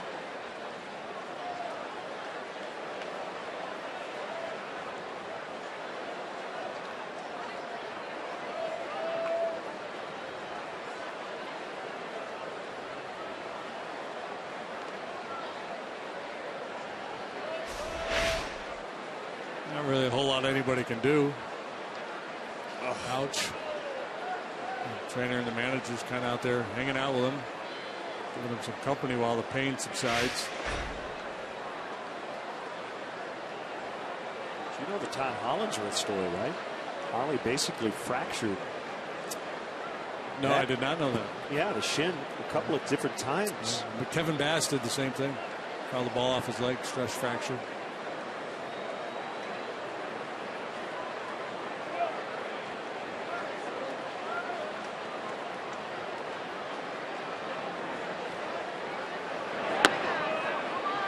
In off the plate, 2-2.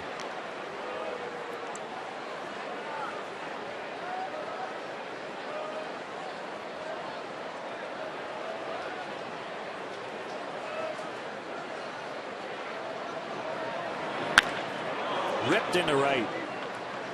Right on the button. Dickerson on for the first time. That leg feel just a little better. He's still grimacing.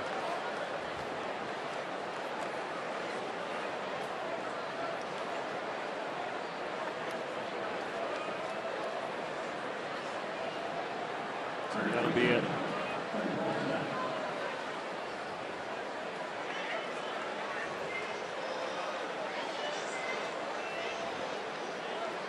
So it'll be Justin Grimm. Weber's sauces and seasonings call to the pen.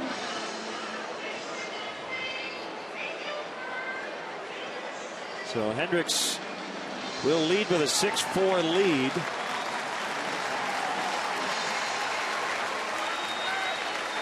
I've talked a lot about it here lately that the Cubs pitching has really carried the lineup for a good long while, and tonight the offense has picked up Kyle, and hopefully the bullpen can come in here and finish it off.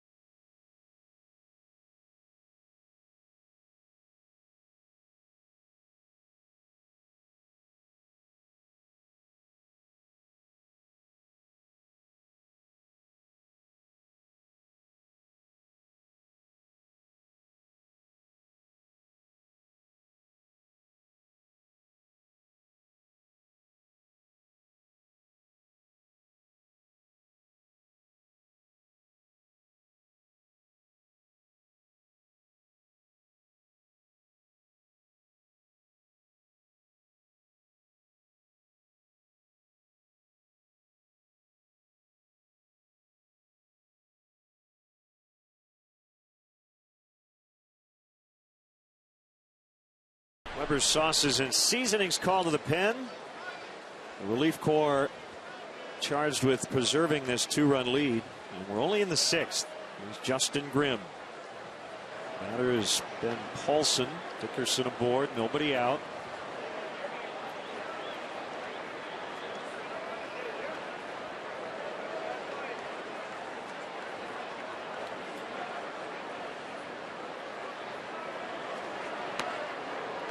Strike called. 95 on the Heat. Big group from the Illinois Technology Association here at the ballpark tonight. Great to see them here at Wrigley Field.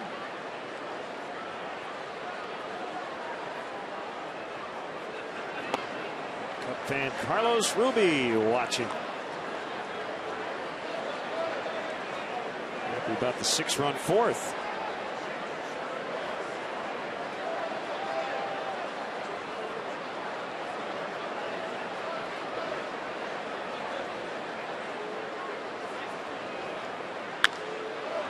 About 2, 6, 4, 6. That's it. And the ball bounces out of play.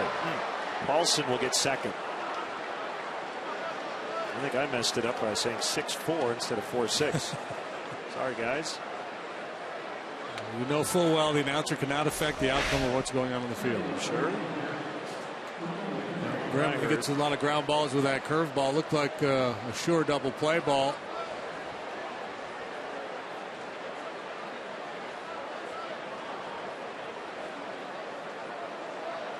Starlin never got a clean handle on it. No, he didn't. It's a little palm ball over to first base.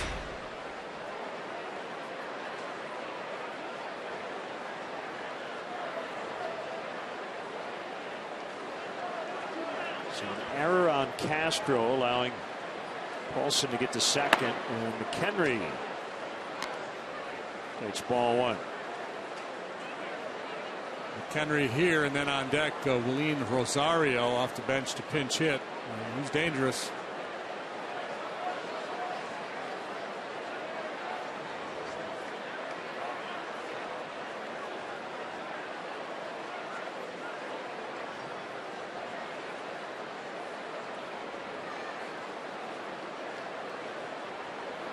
And if you like keeping score at home, if that ball had stayed in play and Paulson did not go to second, there would not have been an error.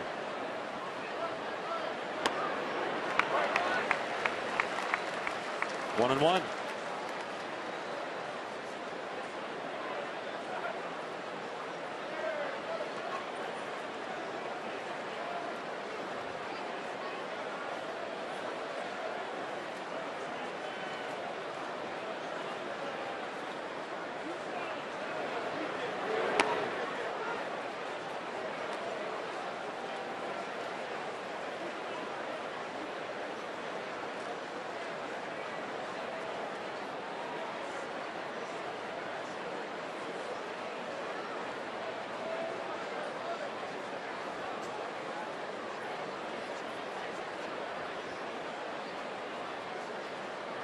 Grimm ready. Long pause. Finally a 2-1 on the way. Right center. Fowler. But it'll be the right fielder Soler.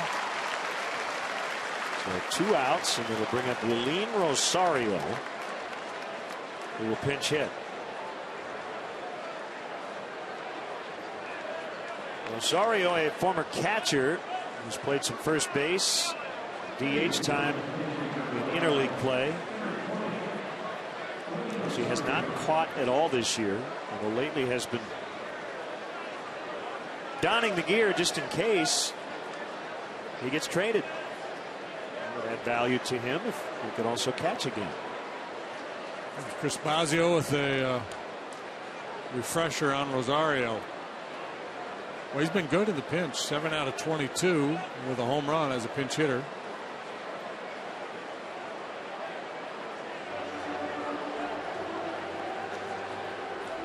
Hey, Cub fans, let's go. Come out and enjoy the new Budweiser bleachers. There's no experience quite like it. The combo of exciting Cubs baseball and our new bleacher experience will keep the Budweiser bleachers one of the hot spots for entertainment in Chicago. Go to Cubs.com/bleachers to buy tickets and learn more about the available spaces.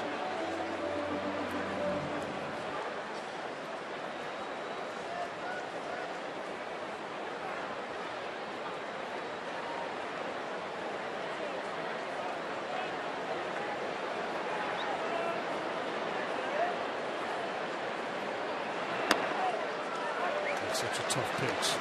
Power curveball, 83 miles an hour, clinging to the outside corner.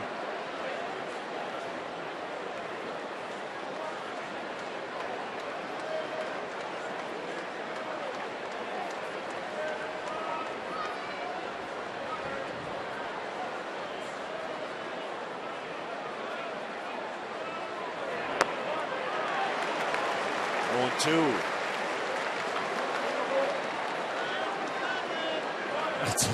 That's a cheating on a heater swing right there.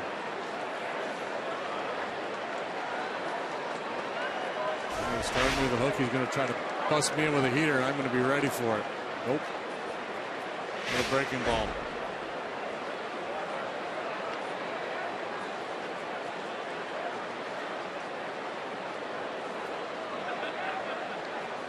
Looking to bounce one here. And he went after it.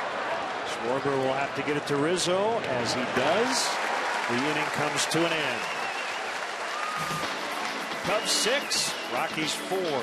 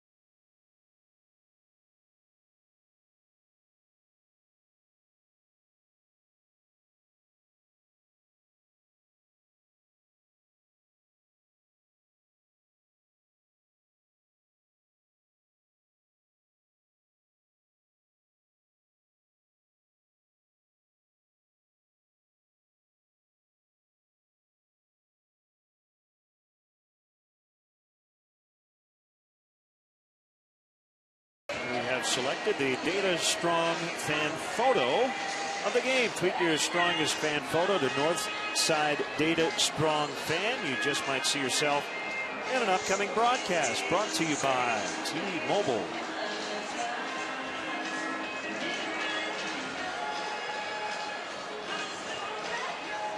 Canely, right-handers on for the Rocks. Third pitcher for Colorado here tonight. Big, hard, chunking right-hander, working for the 24th time. A lot of strikeouts, a lot of walks. He hits 240 against him. You see, he's had a tough time with left-handers. Has really neutralized the right-handed bats. And we've got 3 of those scheduled up here.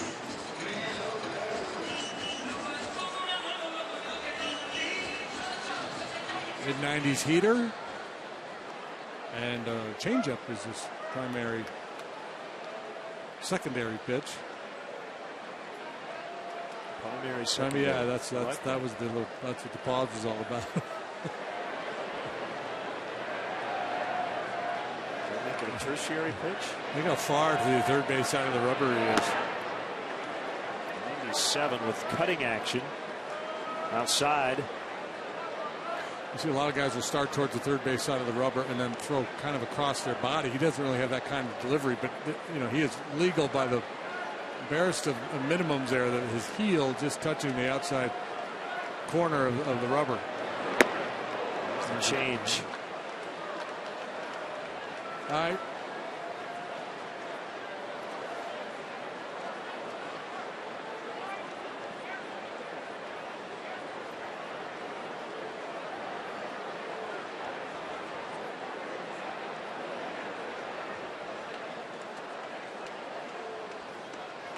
I think Joe may be asking whether he's legal or not.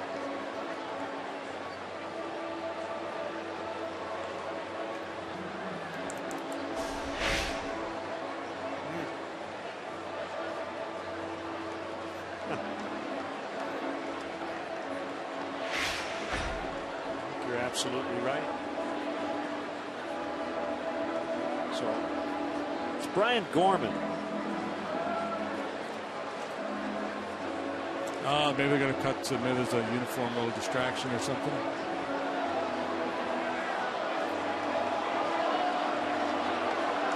Excessively long strings. This is just Joe trying to get in his head a little bit. Yeah, there is a prescribed length of those threads or laces, who you choose to call them. And the other laces, they're too long.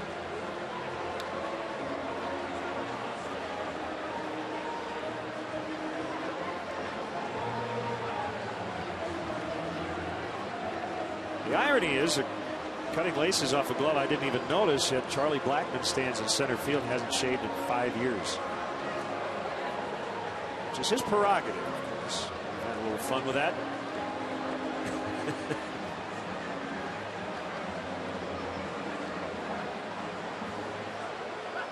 Everybody's very interested. Arnold there checking it out.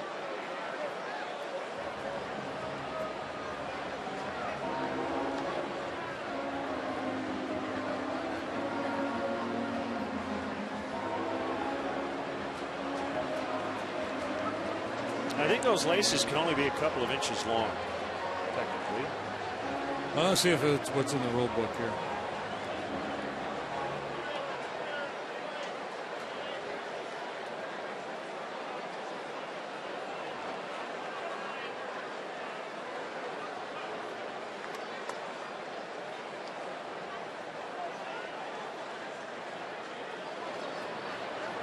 The webbing cannot be any wider than 4.5 inches at any point.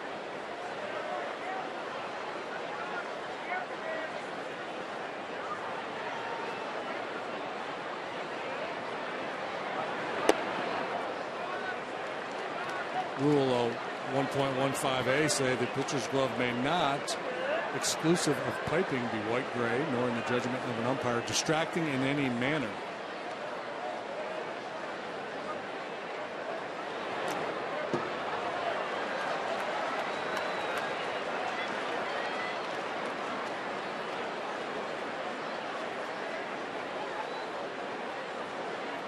Did they cut laces or did they just tie them up? Might have tied them.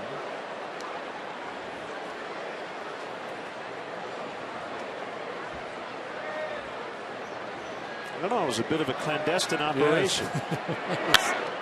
So Ware pops into right.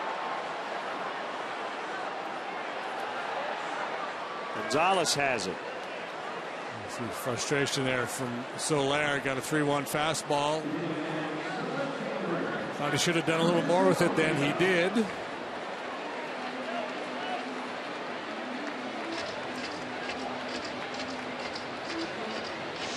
Biggest challenge for a young player is to learn to handle the failure. There's going to be a whole lot of it.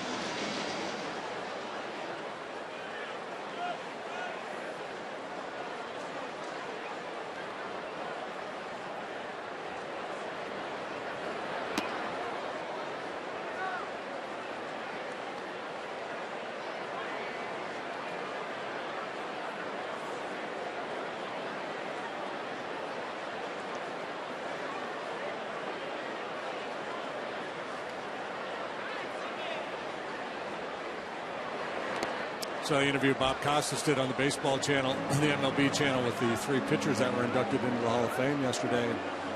And Randy Johnson talked about his struggles early in his career with all the walks, inconsistencies. Smoltz talked about a period in his career where he lost his changeup and was really struggling. I think was he 2-11 in the '91 season? That sounds right. Yeah. Ball to third. Arenado can't get this one.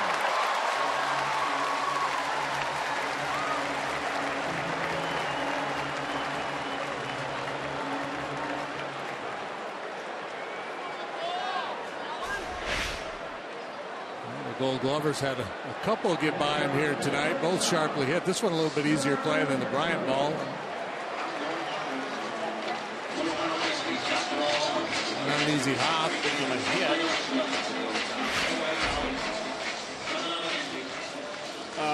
So 1989, Randy Johnson with 7 and 13 combined from the Expos and the Mariners.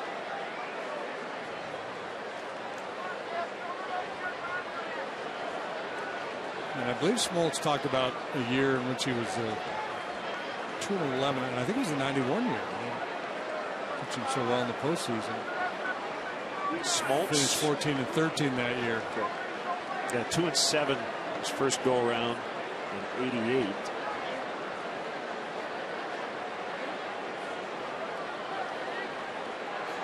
But that's the thing. So here's Hall of Fame guys talking about the failures they had to deal with. And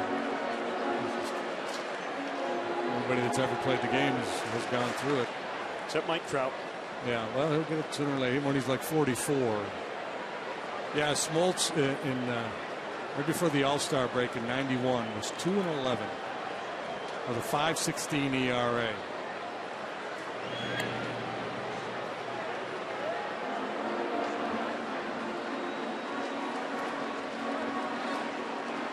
Finished 14 and 13 with a 3.80. Tom Glavine 7 and 17 in his first full season, 1988.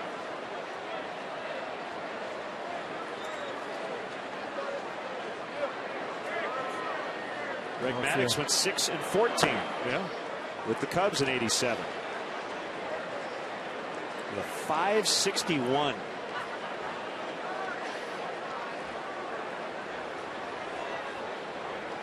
Yeah, and that's a great example, and why you just have to be patient with all these young Cub position players.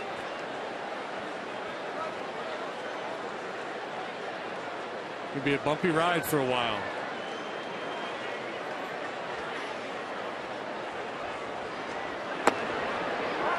It's a strike, 1-1. Got to say, the biggest hit of the game was a 2-run single by Starlin Castro.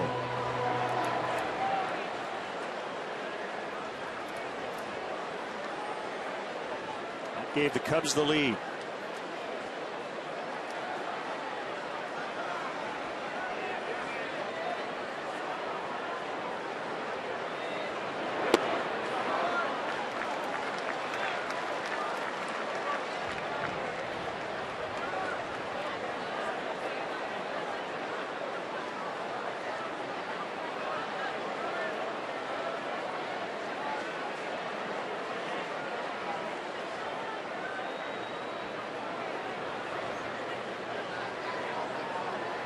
He's got a little Kenny Powers look about him, doesn't he?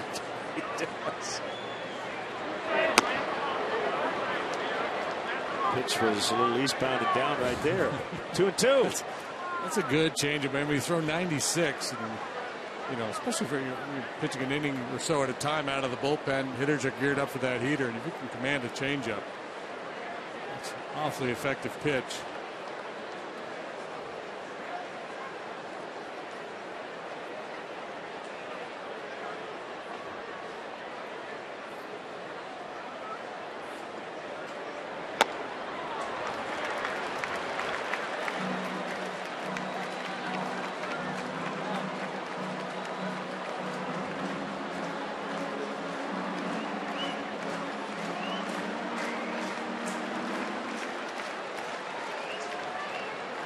At first, 1 out.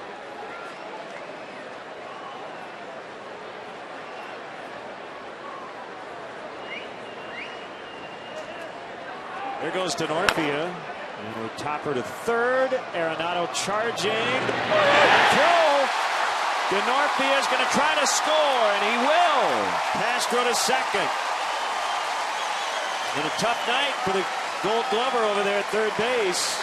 And Arenado. 7-4. I mean, nice play charging this ball, but the errant throw, which really could have been his second error of the inning.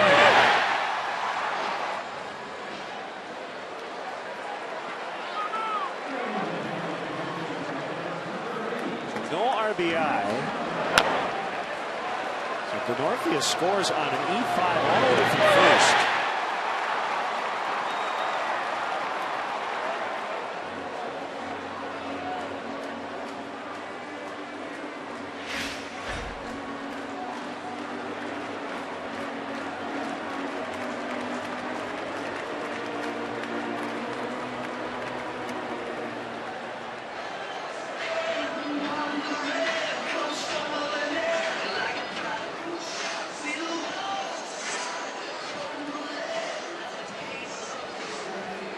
Chris Coghlan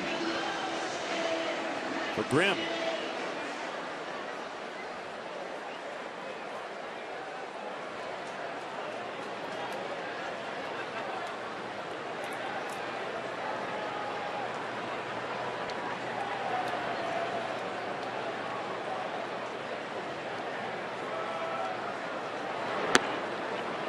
And a strike called, fastball at 96. When we showed you that initial graphic on Canely when he came into the ball game, you saw the numbers. Left-handed hitters have been wearing him out.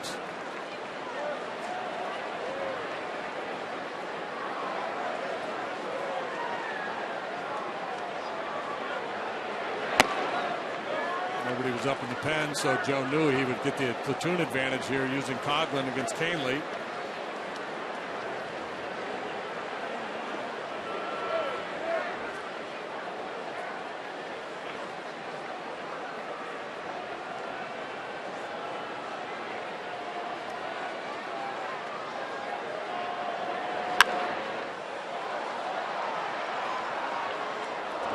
In Baltimore, Braves and Orioles tied at 1. White Sox playing good ball. They have a 9-7 lead at Boston in the top of the 8th after a 4-game sweep in Cleveland.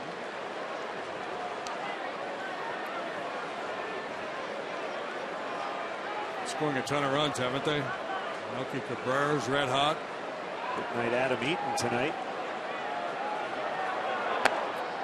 2-2. Cardinals now have a 4-1 lead over the Reds as they go to the bottom of the 7th. Colton in St. Wong Louis hit a grand slam. That would account for the 4 runs. In support of Lance Lynn.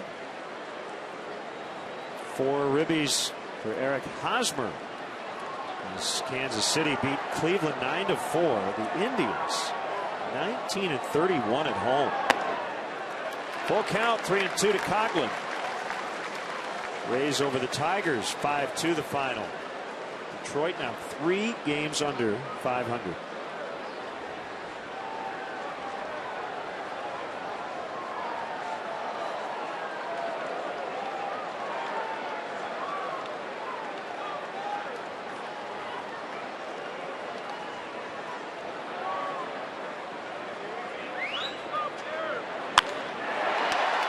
Ball's caught by LeMahieu. Castro doubled off second, inning over. Line out 4-6 double play. Cubs do get an unearned run and lead 7-4.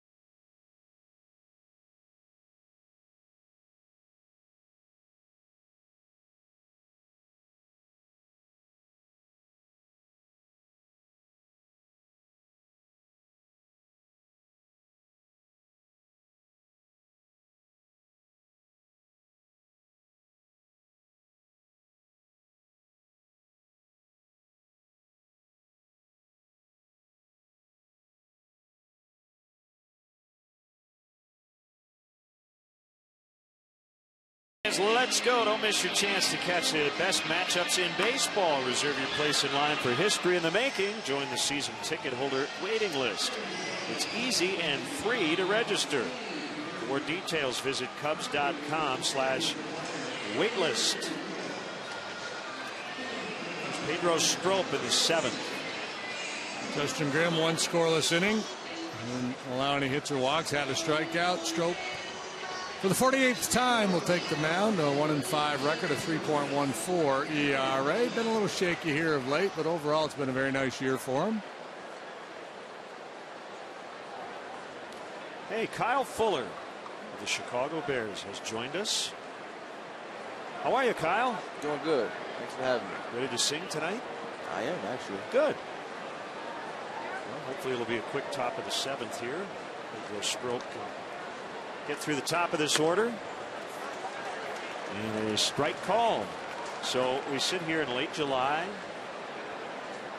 getting ready for the 2015 Bears season. How's the off season going for you? Really good. Got some time to relax. Get my body ready, so I'm ready to go.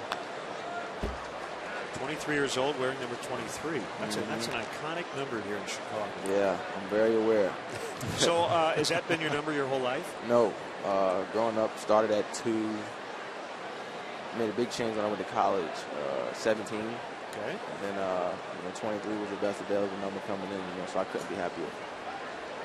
2 strikes. And Blackman, there's a pitch, just missed on a slider.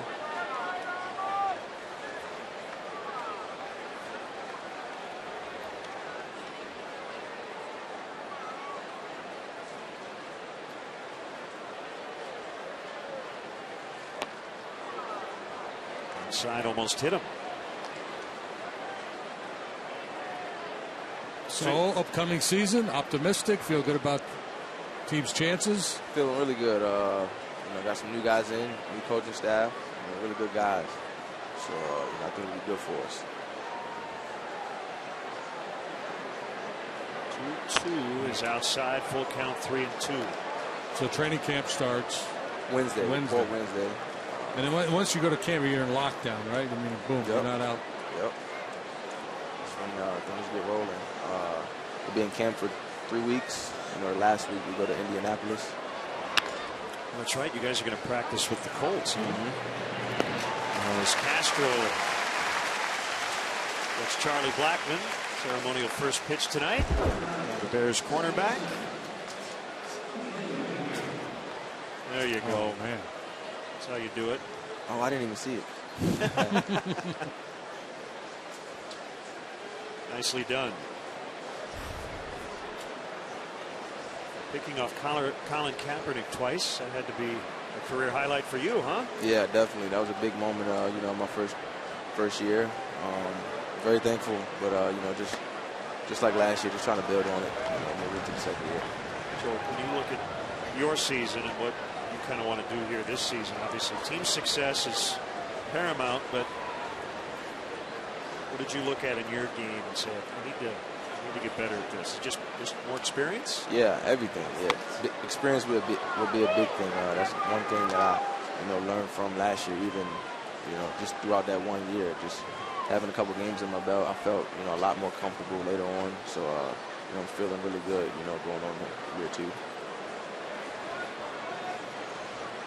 1-1 to LeMahieu. How different is the pro game from the college game? Is there a lot more to learn in terms of schemes and everything? No, it's not a lot more to learn. I was fortunate enough to have great coaches at Virginia Tech, who got me prepared as far as, the scheme and things go. But, facing, good guys every day and every Sunday, that's a big difference. And the length of the season, that's another big thing. So those are the major 2.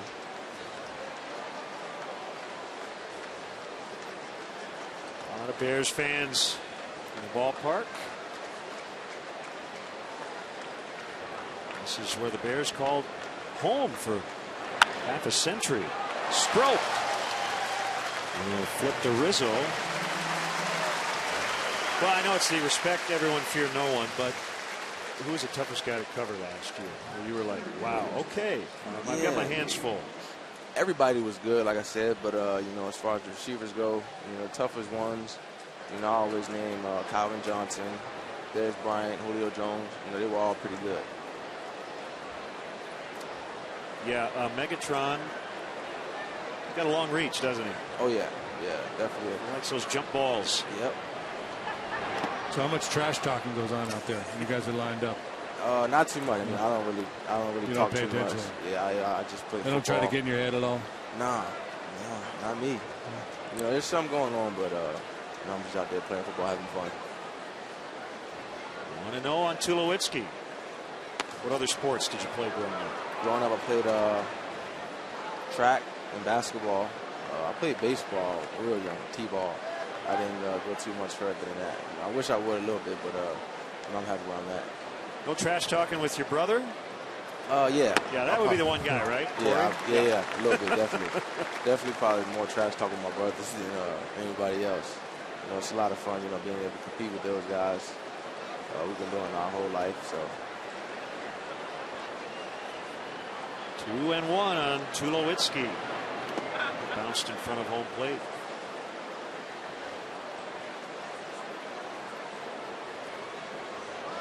So any lengthy conversations with your new coach? And if so, what's been kind of the tone? You know, just really coming in, you know, looking forward to having a good year. You know, he's a great guy. You know, we heard a lot of good things about him coming in. You know, so it was just really good to, you know, finally, you know, have him in and, you know, just getting things rolling.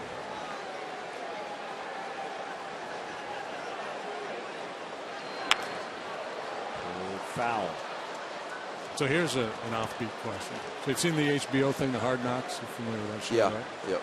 So from a player's point of view, would you want to be on Hard Knocks or no? Or just kind of let us do our thing and stay away, or would that be cool to have that exposure? And I mean, I like to, you know, stay away, do your own thing, you know, focus, but paints a pretty realistic picture, though, doesn't it? Yeah, that's a tough thing to ask for, because you know you don't want it to cause any distractions. So I guess it's all depending on the play. What a play by Russell! Addison Russell. Yes, sir. Time for the stretch. Kyle Fuller. Tonight's guest conductor for Take Me Out to the Ball Game, Chicago Bears cornerback Kyle Fuller. All right, let's go, Cub fans. A 1, a 2, a 3. Take me out to the ball game. Take me out with the crowd. Buy me some peanuts and Cracker Jack. I don't care if I never get back. Root for the Cubbies. If they don't win, it's a shame. For it's 1, 2, 3 strikes, you're out of the old ball game. Let's get some runs. Go Bears.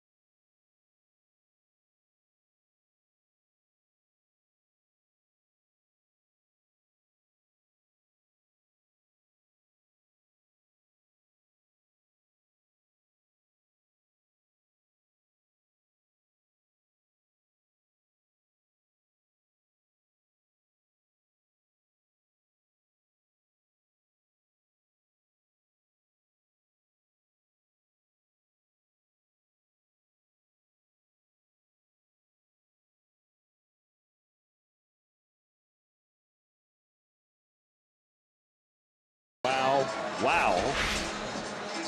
Yeah, we've seen him make plays like this so frequently that, you know, you get a little blasé sometimes. You forget how good he is, and that was as good as it gets right there. That ball was sharply hit, so he had to do everything perfectly.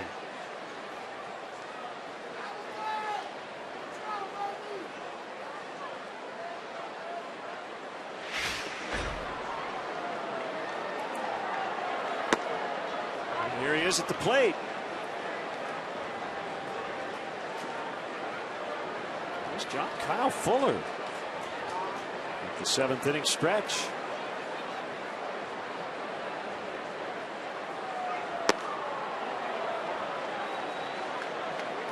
One and one. Cubs lead 7-4.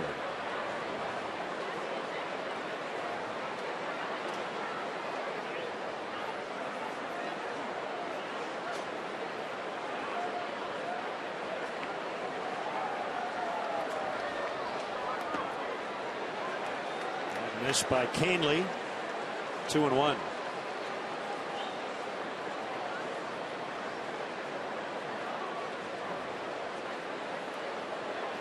$35,070.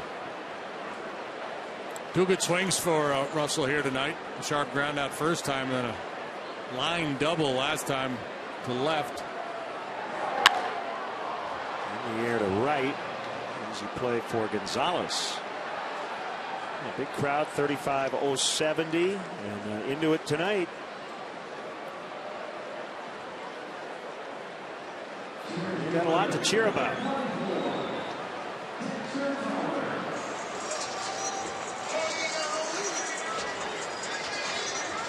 You know how often the guy who makes a great defensive play to win the inning leads off the next inning?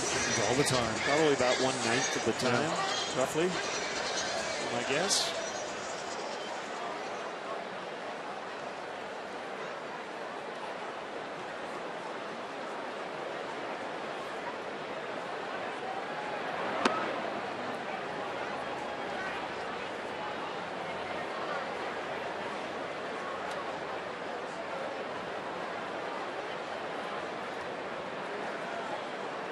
Kyle Long was in the booth as well. Did you notice?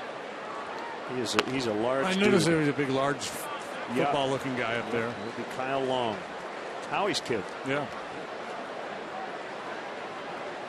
Gosh, Kyle Long, Kyle Fuller, Kyle Hendricks, Kyle Schwarber.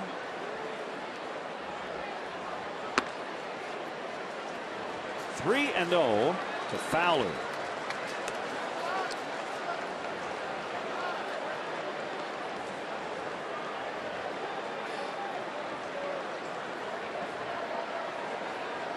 Kyle Long is 6'6", 311. 311, not 310. Right. 311. He walked in. Good time. Fowler's been on via the free pass. Schwarber. Walking a run in the 4th.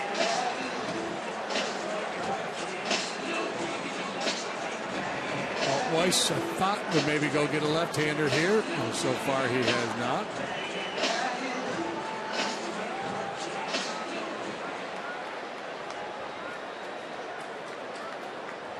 Boone Logan.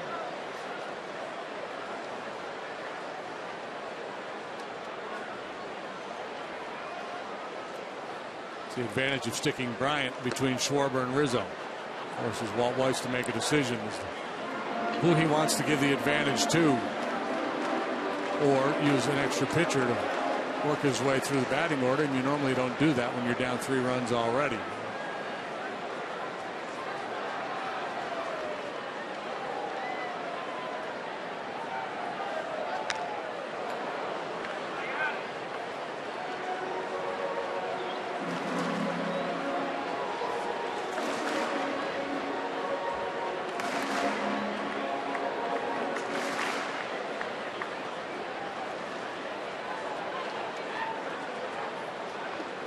So you're a percentage guy. I know 3-2 count. So there's a 72% chance this ball will be fouled. The Bears and Colts. This is an NFL statistical question for you. Called strike 3. For strikeout for Canely, 2 outs. Whoever thought this ball was either down or off the plate, we'll take a look on pitch tracks. And according to our Toyota pitch tracks, it was a perfect pitcher's pitch.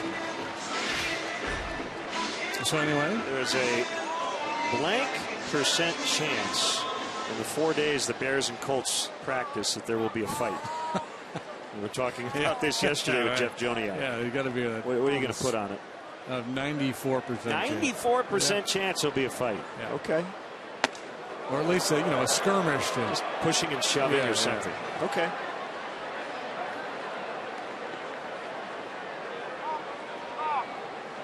I'll go with like 67%. 2 out of 3 chance.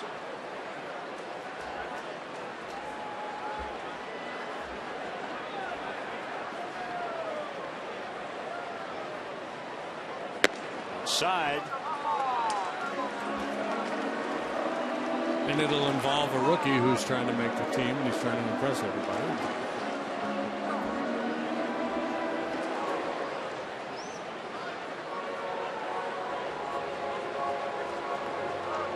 Well, if there are fights in training camp internally on teams, that's real the good one. chance it's going to be against another team. Yeah.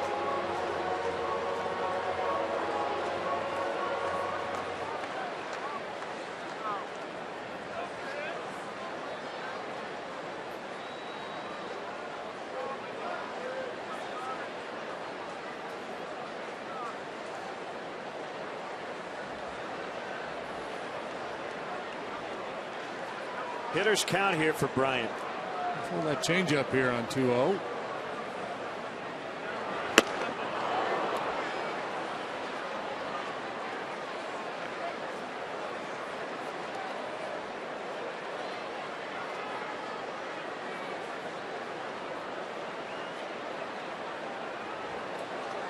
I'm going to throw that changeup here on 2-1.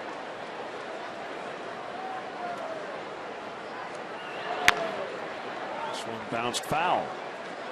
Cubs are averaging a little better than 35,000 attendance per game, up better than 2,000.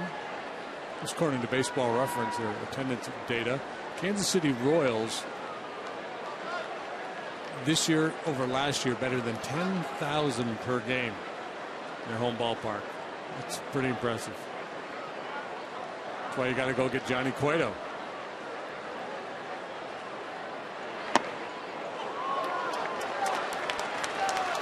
3-2.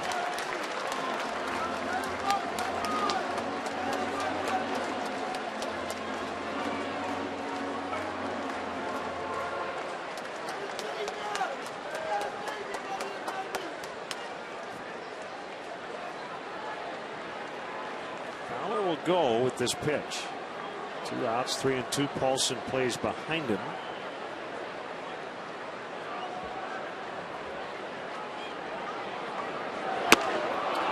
The inning. Back-to-back Ks for Canely to end the 7th. Cubs lead, however, by 3.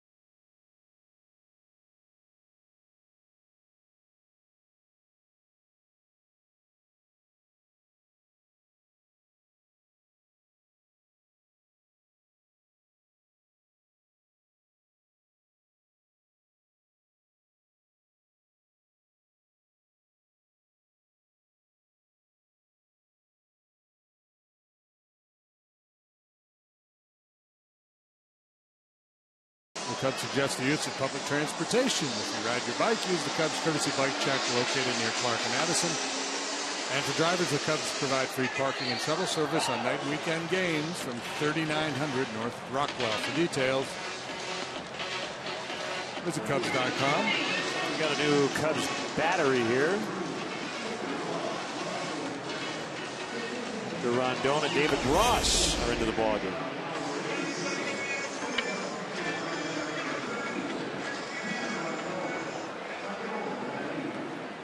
Rondon has been on a very nice roll for a good long while now. As we look at the numbers, 45th time he's taken the mound, 1.88 ERA.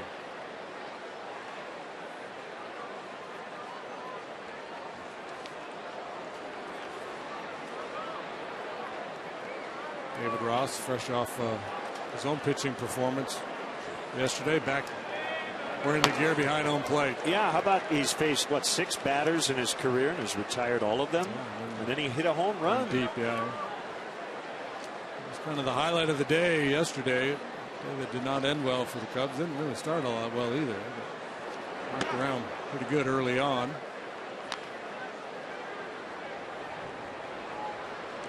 David tweaked something there. Maybe a shoulder or something. That was kind of an awkward looking sequence there. 1-1 to Gonzalez, and he lines one toward the gap. It'll be cut off on a hop by Denorfia. And Gonzalez held to a single. That's his 3rd hit tonight. The only time he didn't get a hit, he tried to bunt. Yeah, he'd probably like a do-over on that bunt attempt. This is a running fastball, 97 miles an hour. He's got a little movement away from him, but settles in the middle of the strike zone, and Gonzalez is just locked in. It's a bit noteworthy, just a base hit off of Rondon. He's been that good lately. An 0.54 ERA in his last 17 games. Opposing batters hitting 115 against him in that stretch.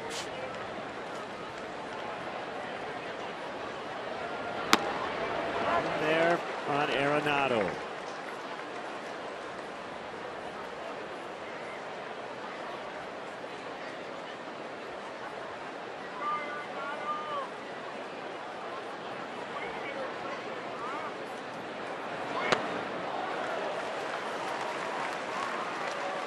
Yeah, so I mean, baseball, right? Just baseball happens. The Phillies, worst record in baseball, 8-1 now since the break, and then swept the Cubs.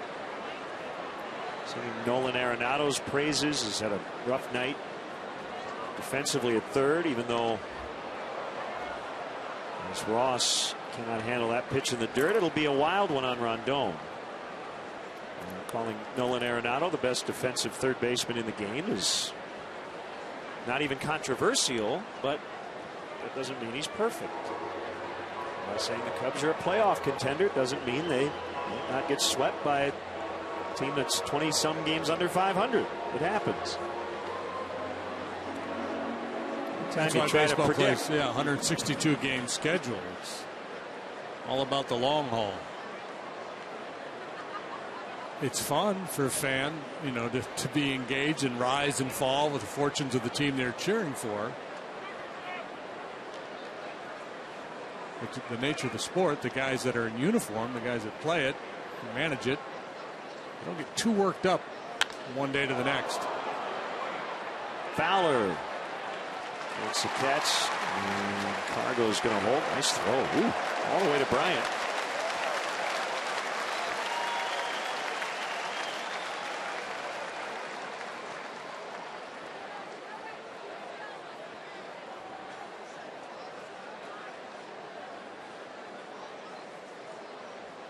Dickerson.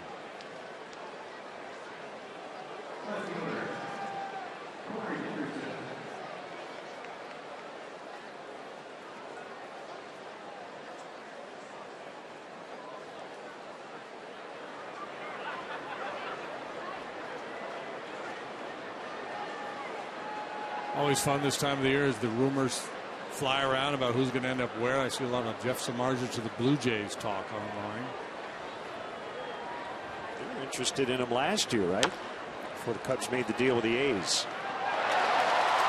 Bryant decided to field that ball. I don't know if it would have gone foul. He fielded it fair, so it's an infield hit for Dickerson. That's going to bring the tying run to the plate. Dickerson with his second hit. Let's see where this ball ends up. I mean, right along the line here.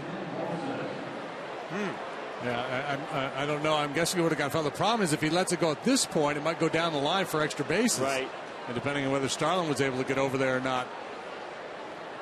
Meanwhile, Gonzalez did not advance, so first and second. And here's Paulson. Yeah, down near the bottom of the order, but Paulson has power.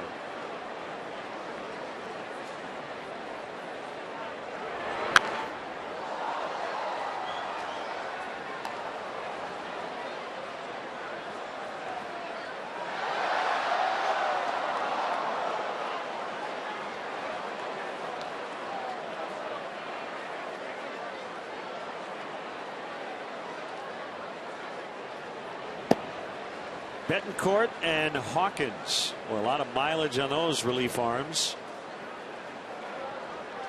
A couple of veteran short relievers.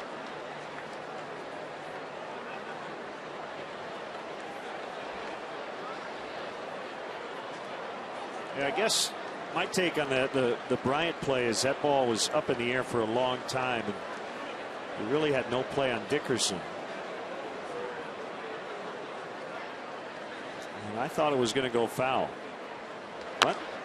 Yeah, and that's yeah. I think it would. It probably would have. But as a third baseman, once you start to pursue that ball, you get to that point where you think, if I let it go, there's a chance it's going to roll on down the line. Right. So I'm going to glove it just to make sure that doesn't happen, and fling it on over to first, and hopefully I can make a play. It's a very tough read.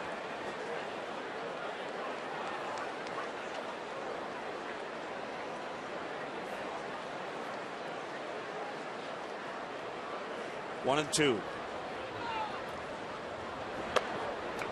2-2. David Ross just threw a 90-mile-an-hour fastball back to Rondon. I think he's trying to deliver a message. I don't think he likes what he's seeing from Hector right now, trying to overthrow. Rondon, for the most part, in this real good stretch he's been on, has thrown two seamers. He's mixing the occasional changeup, and he hasn't had to pitch under too many trying situations. This is a big situation here. This guy hits one out of the ballpark. We're tied.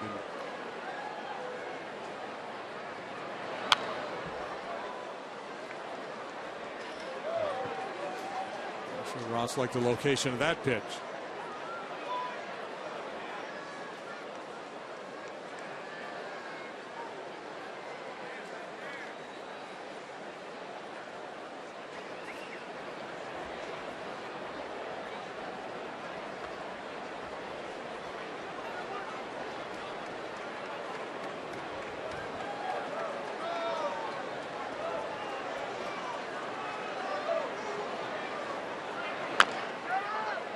Chop to Rizzo. Step on the bag. 2 outs. Second and third now.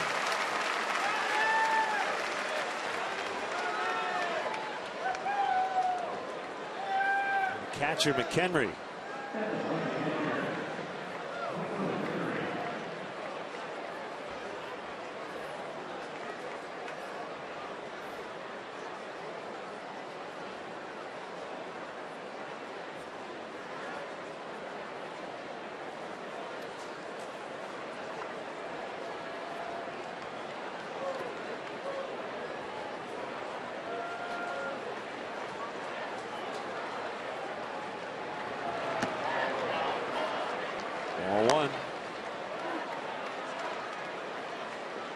Rockies with 2 in the third on the Gonzalez homer, 2 in the fourth on the LeMahieu single, and then the Cubs answered right back with 6.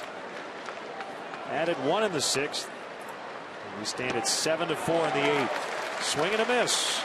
In that fourth inning, there could have been more for the Rockies as well. A double steal of Blackmon and LeMahieu, by Blackmon and LeMahieu, excuse me. Overturned after a challenge by Joe Madden on a tag play at third base. It doesn't get overturned. They've got second and third, and Tulowitzki batting.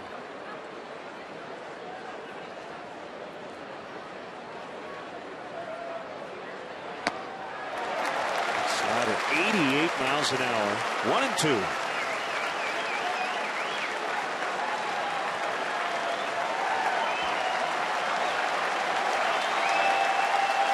Scalzo on deck.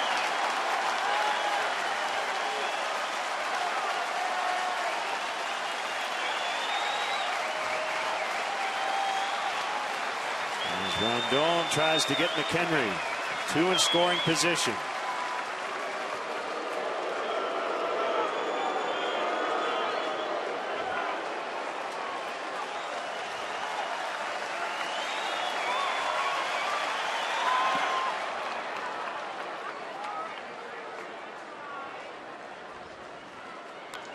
Henry will really shorten up here. That's the guy that he strikes out a lot, but he also walks a lot. About 45% of his plate appearances end up in either a strikeout or a walk.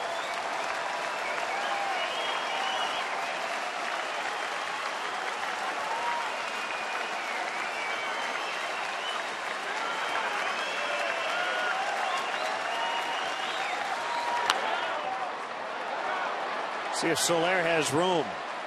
Foul territory right behind the bullpen mound. He's got it, and the inning is over. We go to the bottom of the 8th. Cubs 7, Rockies 4.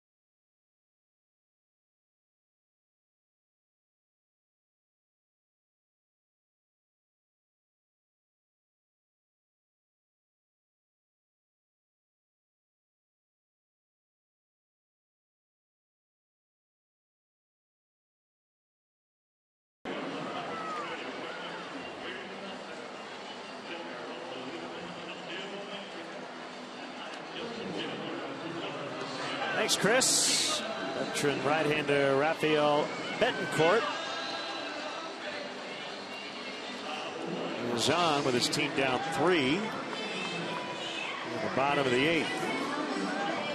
Betancourt pitching at 40 years of age, but he is not the senior member out there, with LaTroy Hawkins also in the Rockies bullpen. 2-3, 5.22 ERA for Betancourt. Tommy John surgery September 2013, so did not pitch last year at the big league level.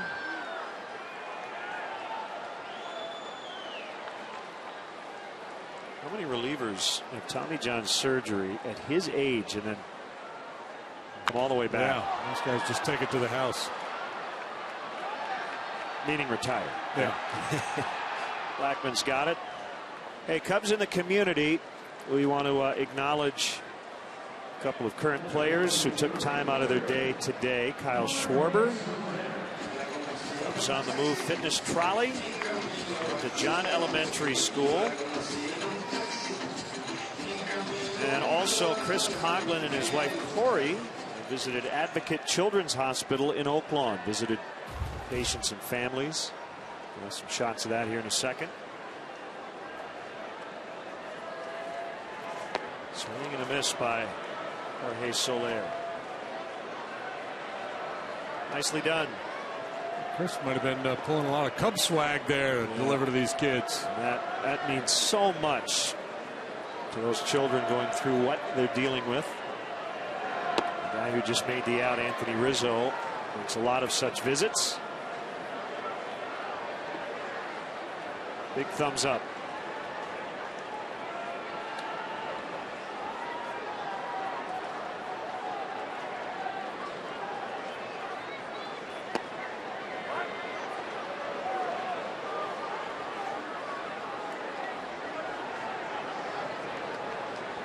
Jason Mott in the Cubs bullpen.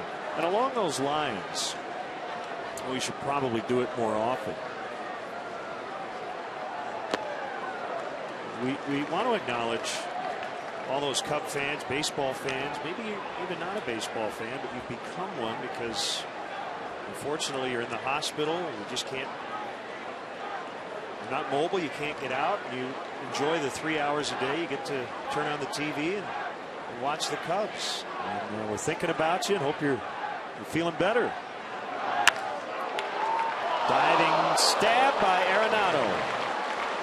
It's been a busy night for him. He hasn't always been able to make the play, but that was a slick play.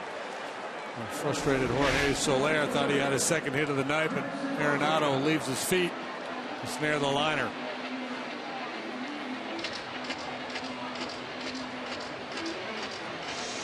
Another hard hit ball by Soler, but this one for an out.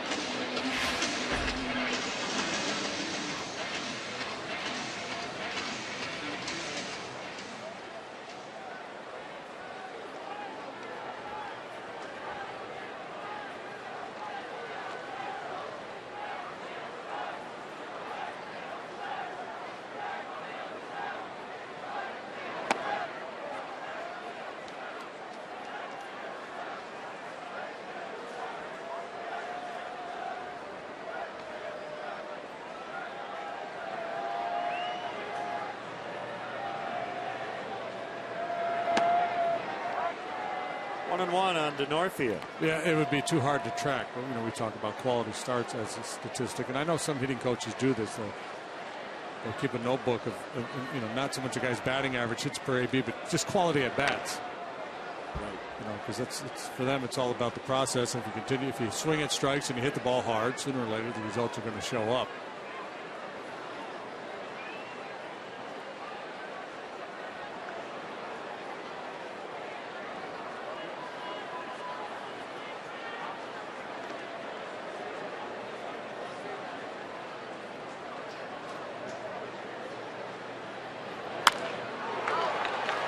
Quality at bat that ends up with a 2-out single. Well, and in some respects, the advanced statistics do take care of that. Things like batting average and balls in play, line drive rate, things of that nature gives you a pretty good indication if a guy's been fortunate or not.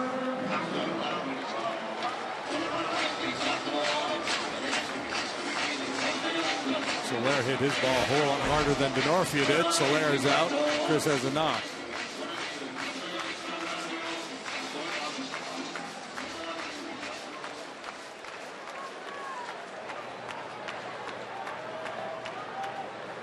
Again, Castro's 2-run single in the 4th would be a game winner.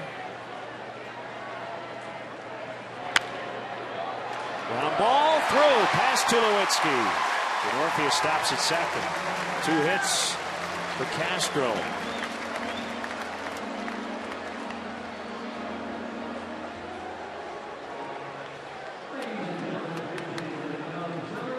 Yeah, see, and he's had 3 good swings tonight. Not so much last time, but first time up, hit the ball hard for an out, and that 2 RBI single, and good swing there, hit that ball sharply. Former Rocky Jonathan Herrera.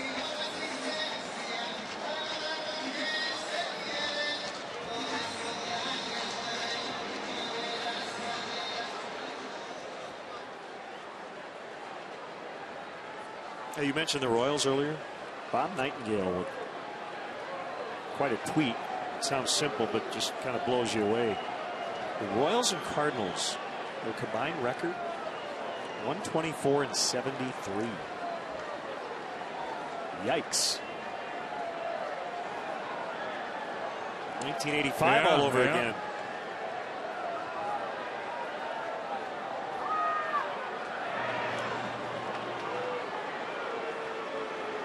Doesn't mean they'll meet when it's all said and done, but they're both putting together fine seasons. They don't have Saberhagen, but now they've got Cueto.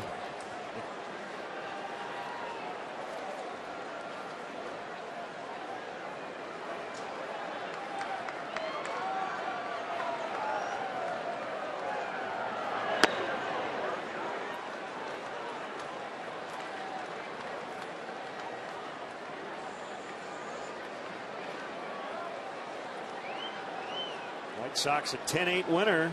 They've won 5 in a row. Beat Boston tonight at Fenway.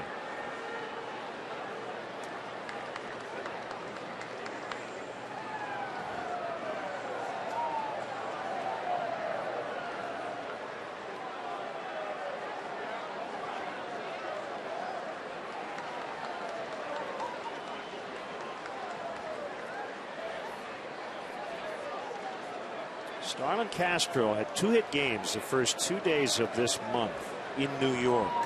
Done a long time ago, doesn't it? July 1st and 2nd. Tonight, the first multi-hit game since. And 3.5 weeks later. He's hoping it's the start of something.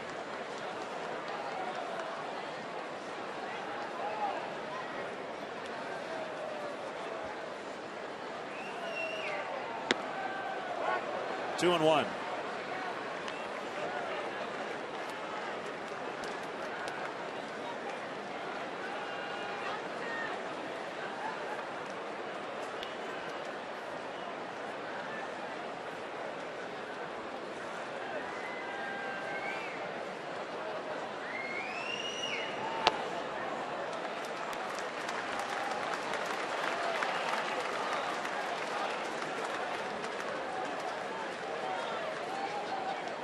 Matt Wieters led off the bottom of the 11th with a home run. Orioles beat the Braves 2-1. They've won 3 in a row. Atlanta has lost 11 of 15.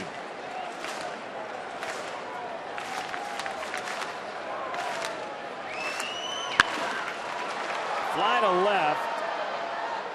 Dickerson's got it, and we'll head to the ninth. Jason Mott with a save opportunity. Cubs 7, Rockies 4.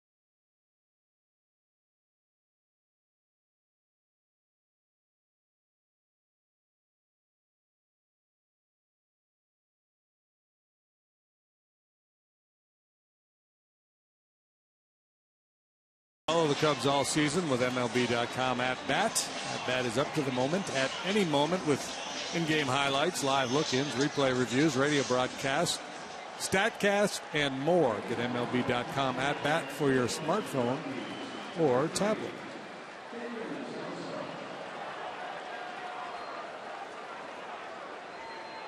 Here's Jason Mott.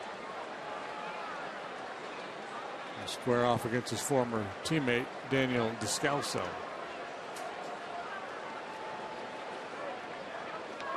One blown save. That was against the Phillies Friday. Back out there with a 3-run lead tonight.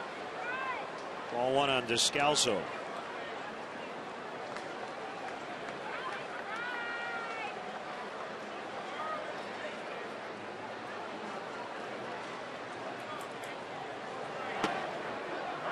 It's a strike.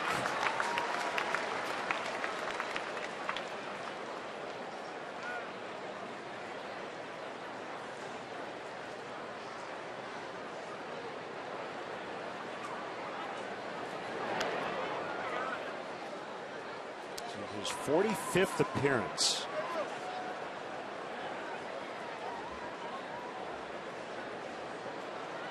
So he has allowed a run in 8 of his first 44 appearances, right? So 36 times he's gone out there and hasn't given up a run. But when you're in his position, especially here lately as the closer, when you give up a run or two, it really stands out. No play for Ross.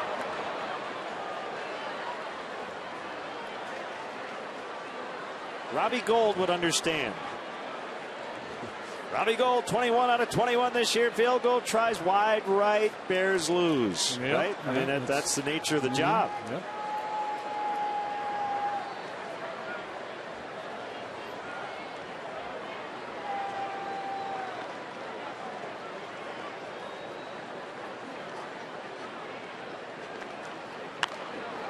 Yeah, it's interesting that the job has been made easier from years back when Bruce Shooter and Bruce Gossage and those guys would sometimes come in with men on base, finish that inning, stand for another inning, maybe 2 or 3 innings.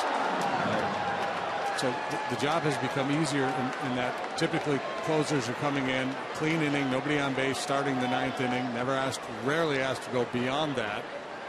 But the downside of it is, of course, if you fail, it's on you. You're the last line of defense. Most managers, when they send the closer out there for the 9th, the idea is you're either going to win it with you or lose it with you.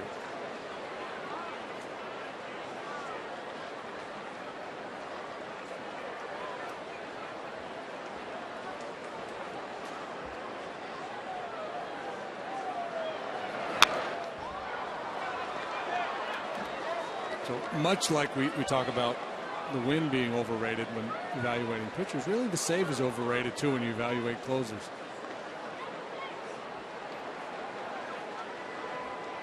You have to look at all those other things, earned run average, strikeout versus walks, all the things that are going to be predictive of future success.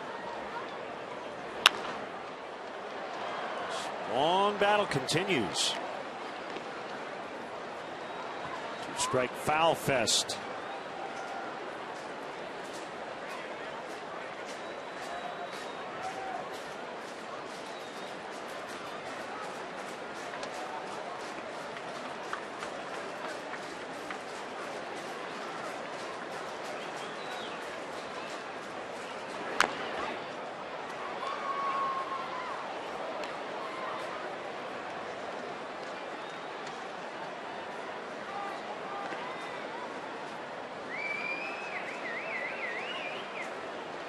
At least a 10-pitch at bat.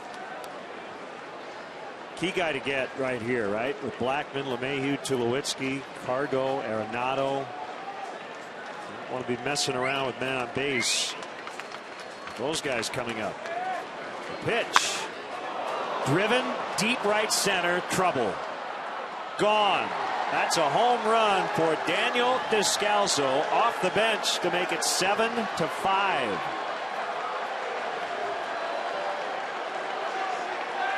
Bragging rights against his former teammate, Descalso giving that Rocky dugout a little lift here in the 9th. Wow, you talk about a quality at bat. Battle, fight off pitches, stay in the at bat, and then go deep. That's your 4 home run replays. It's the barrel out in front of that mock fastball. Rockies hit 5 home runs yesterday and blasting the Reds 17-6. That's their second long ball here tonight.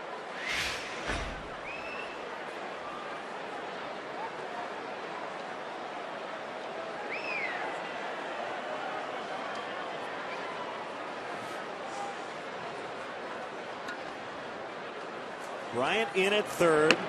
And a strike on Charlie Blackmon. Soriano had been throwing in the Cubs bullpen. I assumed he was just getting some work in. James Russell is now up and throwing.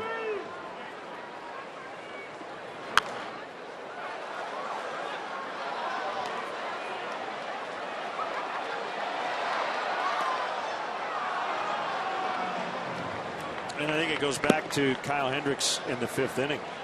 What you said about Joe Madden. This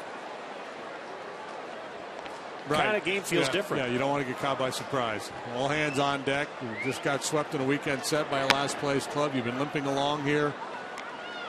You don't save any bullets for tomorrow. Whatever it takes to win this game, and worry about tomorrow.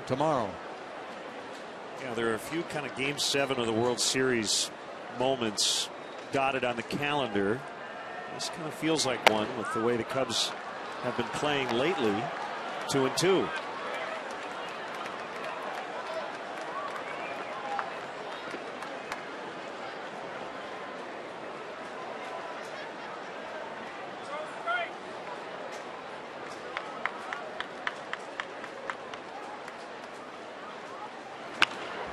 Muscled into right. Soler will not get there in time, and the tying run's going to come up. Trouble here with a very dangerous part of this order coming up. Starting with LeMahieu, who's been on 3 times tonight.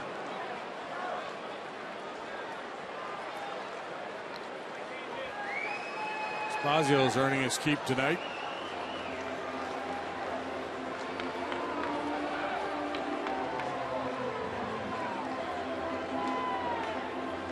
Descalzo, by the way, that was the first home run of his career as a pinch hitter.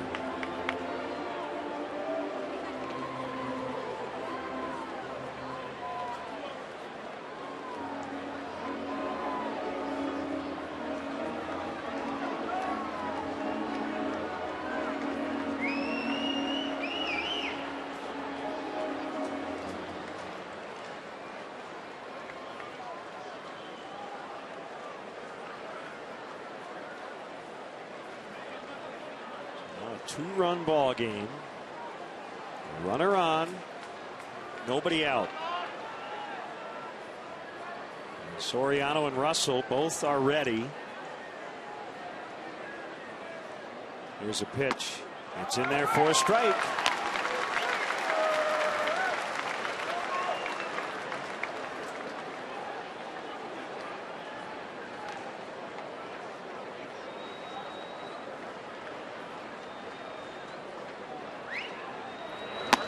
Swing and a miss. By the way, just to clarify my point earlier, this is not Game 7 of the World Series. But certain managers do manage certain games with a bit of reckless abandon in terms of using as many relievers. You don't worry about rolls. A little more urgency. Yeah, you do whatever you got to do.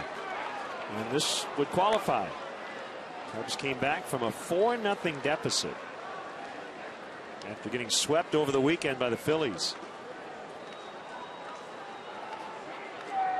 1-2 on LeMahieu.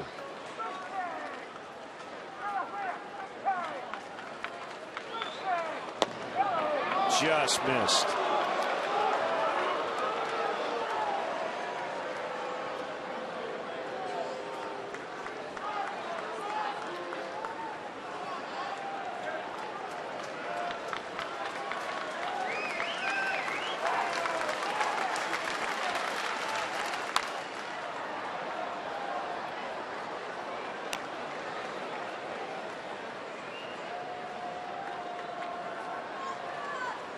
That's the thing about Jason. He is so aggressive with his fastball, and he gets a lot of swings and misses. He's got a power arm, but he'll throw a lot of pitches out over the plate. And we got guys with some juice in the bat. He get a little dicey.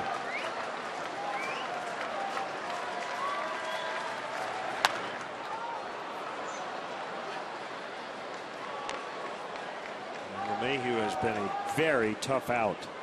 There's a couple extra base hits that got him the other day against the Phillies. Galvis and Ashe went triple-double to tie the ball game.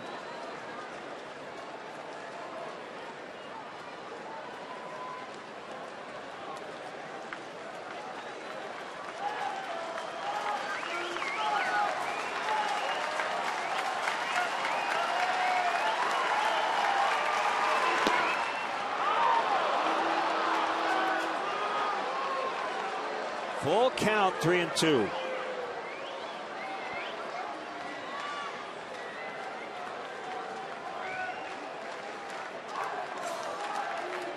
All you nail biters out there, stop it.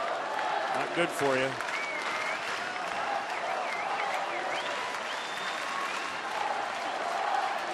Runner goes on the 3-2 and a fly ball to right. Soler's back. He's not going to make the catch. Blackman on his way to third. He'll be held there. It's a double for DJ LeMahieu, his third hit tonight. And the tying runs are in scoring position. Wow. Home run single, nobody out. This looked harmless off the bat. But again, we talked about Jason, that that ball's over the heart of the plate. LeMahieu's obviously seeing it very well. He's got a long hitting streak going. I'm talking about sense of urgency. There didn't seem to be any from Soler either. His initial break on that, he misread that ball. I'm not sure he was going to be able to go back and make a play on it anyway. So here comes Rafael Soriano. It is a Weber's Sauces and Seasonings call to the pen.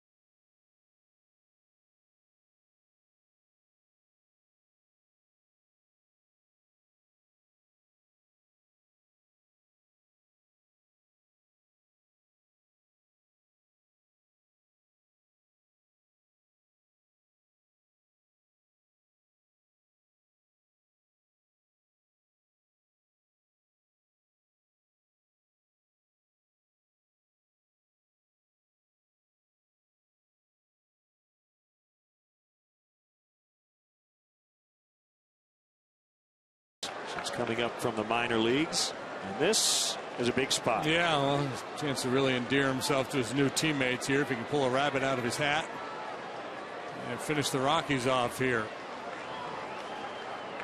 Two in scoring position. Tulowitzki, Gonzalez, Arenado due to bat.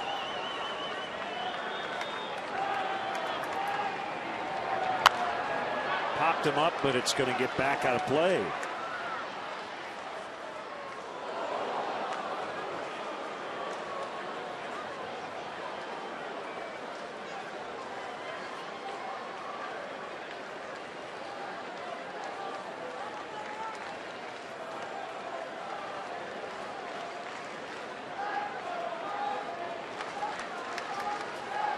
Not worried at all about the guy at third. It's the guy at second. It's the big run. LeMahieu, bottom right of your screen. 0-1 to Tulowitzki. Swing and a miss. 0-2. You have to giddy up on that heater from Soriano. I don't know if it's good or bad, but Tulowitzki is in the longest 0-for of his career, 0-for 19. So it'll be a huge first out if he can get it, especially on a strikeout. Gonzalez on deck.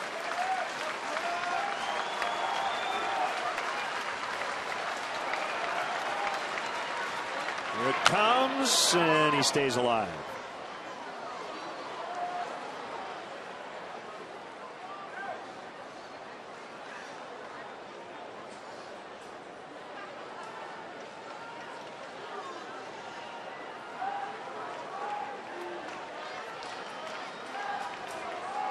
Soriano obviously has been here a bunch in his career, over 200 major league saves to his credit. First chance this season. Bounce to third. Bryant gets the out at first, but a heads-up base running play by LeMahieu. So Blackman scores, but more importantly, LeMahieu is now 90 feet away with a tying run and only one out. That's a big play. Yeah, and a slowly hit chopper here. Bryant didn't have time to look LeMahieu back, or else he wasn't going to get the out at first base. RBI ground out for Tulowitzki, and the infield comes in. Cubs leading 7-6.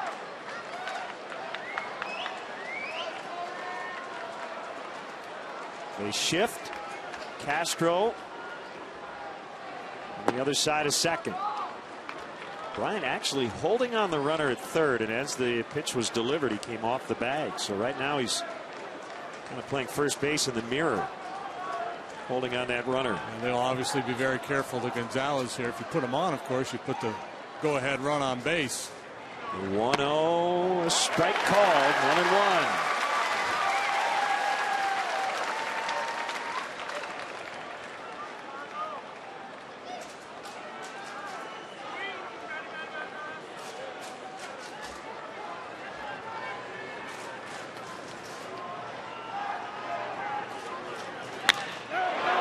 Deep to right, way back, and it is gone. Carlos Gonzalez with a two-run homer. 8-7 Rockies. Oh my.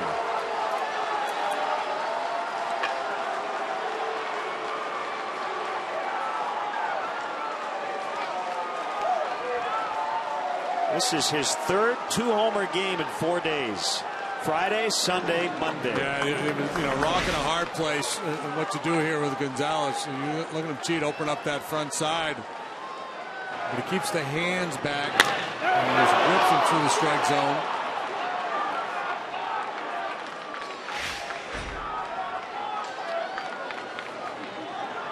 Bases cleared.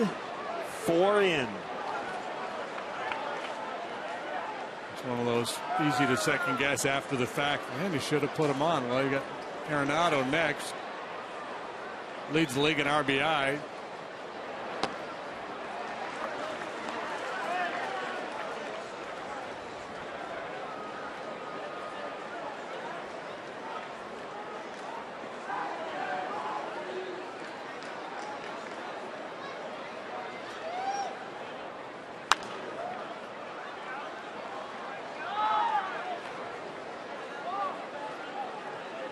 So now we have to look toward the bottom of the ninth. And it'll be Russell, Fowler, and Ross due.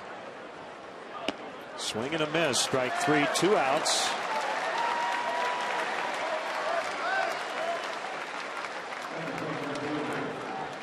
Stunning top of the ninth. Here comes Dickerson.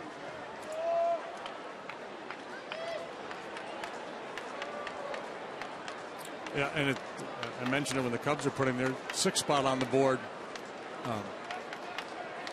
You see the score and the way the game has been played, and you would think it's Coors Field.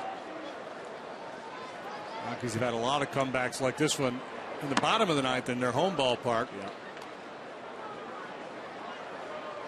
So 3 of the 4 runs in this inning charged to Mott.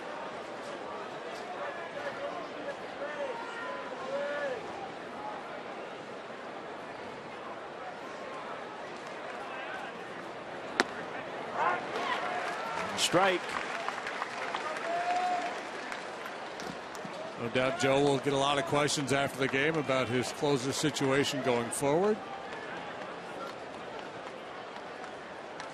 Axford has not been automatic.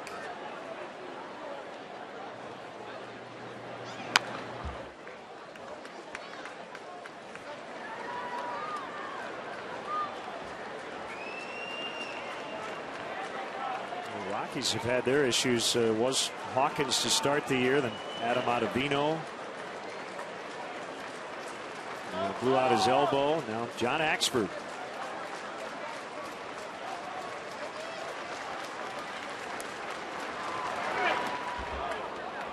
Get the bat? I guess it did. Still 1-2.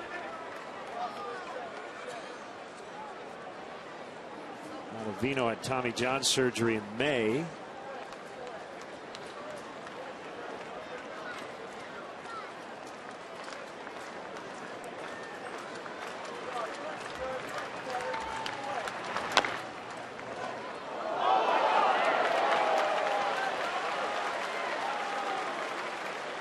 I welcome all those viewers who watch the White Sox and Red Sox tonight. 10-8 the final at Fenway. 8-7 Rockies here. 4 runs for Colorado in the 9th inning.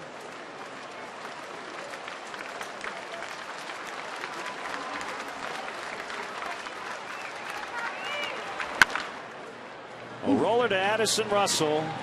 Finally, top of the 9th in the books. But the Rockies grab the lead. It's 8-7.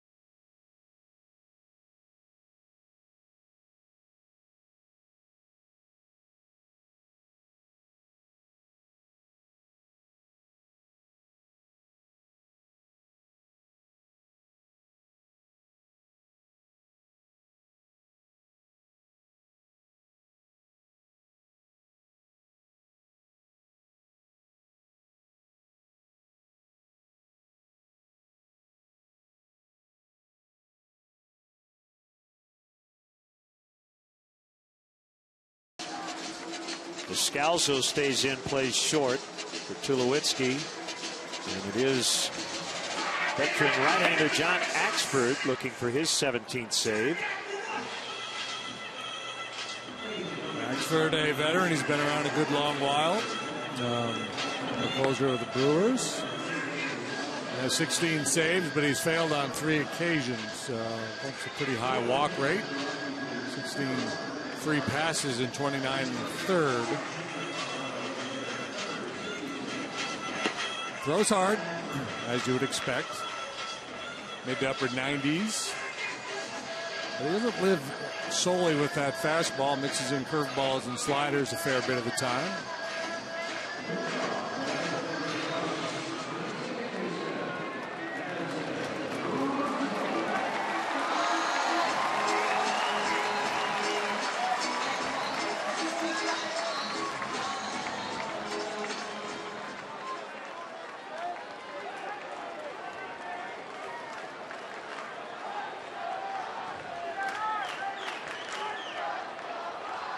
Here's Russell to start the Cubs' 9th. Down 1. 95, but missed low and outside. Yeah, this is where, obviously you don't want to just take pitches, but you have to realize it's a 1-run game. Axford's going to try to stay out of the middle of the strike zone.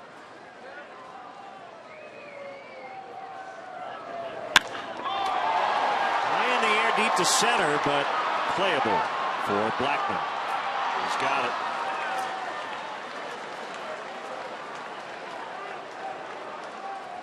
One out, and it will bring up Dexter Fowler.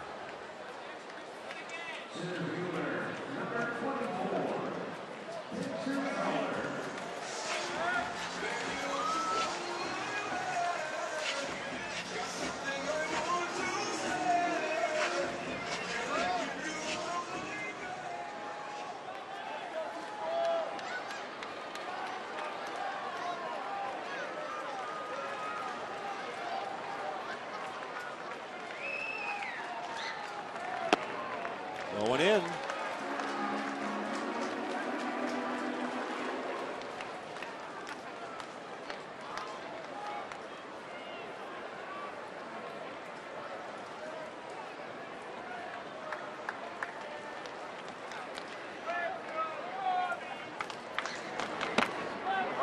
It's a strike. 1-1.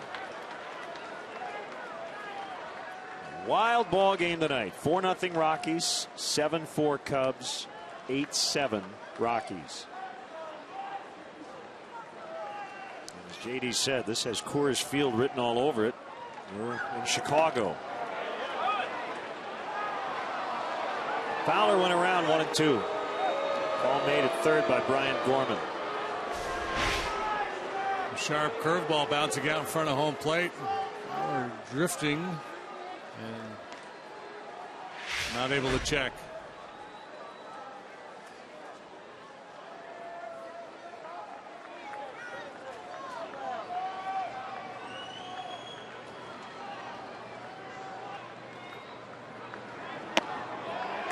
Ball very close. Ball 2. Axford in disbelief.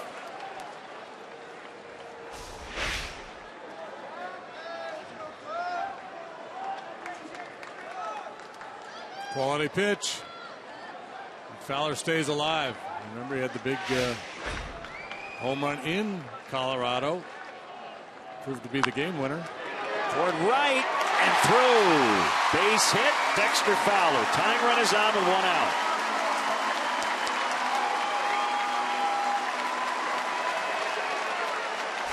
Paulson gave up on this ball. Thought LeMahieu would be able to make a play on it. If he had to do it over again, he would have stayed on it. I think he would have been able to get there. It would have not been an easy play with Fowler going down the line.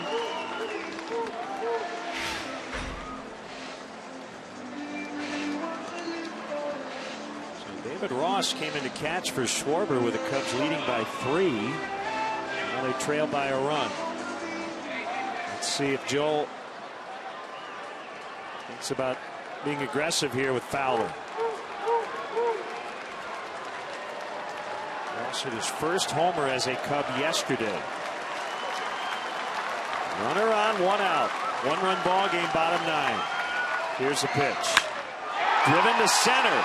Well hit. Blackman makes the catch just on the edge of the track. 2 outs.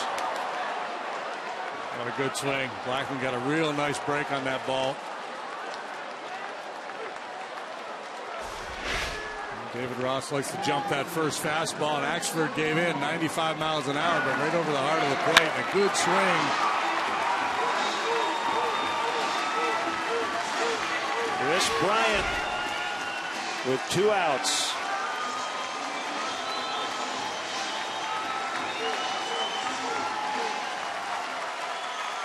Now, unless you really like the math here, meaning Axford's delivery times to home, I think you stay put at least initially here. If Bryant gets down in the count, then maybe run.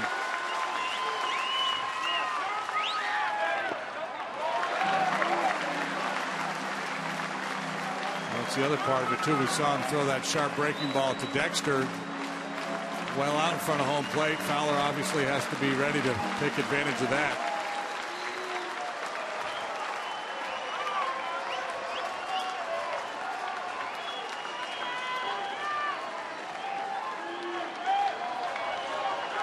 On Bryant.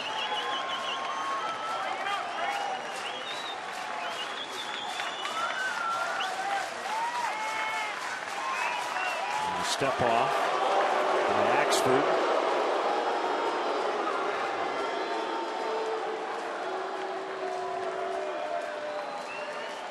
A scary off-field incident in spring training. His 2-year-old son bitten by a rattlesnake. Long time in the hospital as a result, but he's doing a lot better.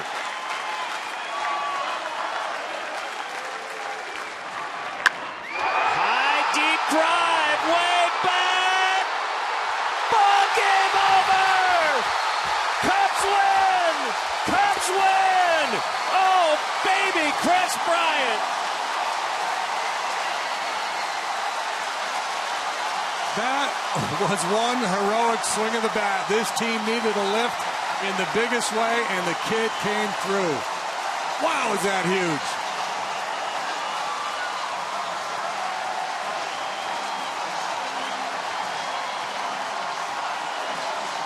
They were booing when the top half of the ninth ended. Now elation. Can you believe that ninth inning?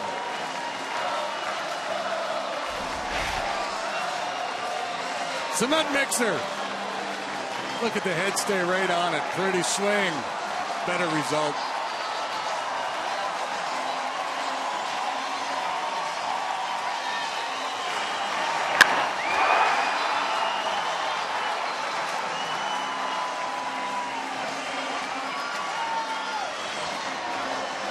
Well, the only people upset are those who left early.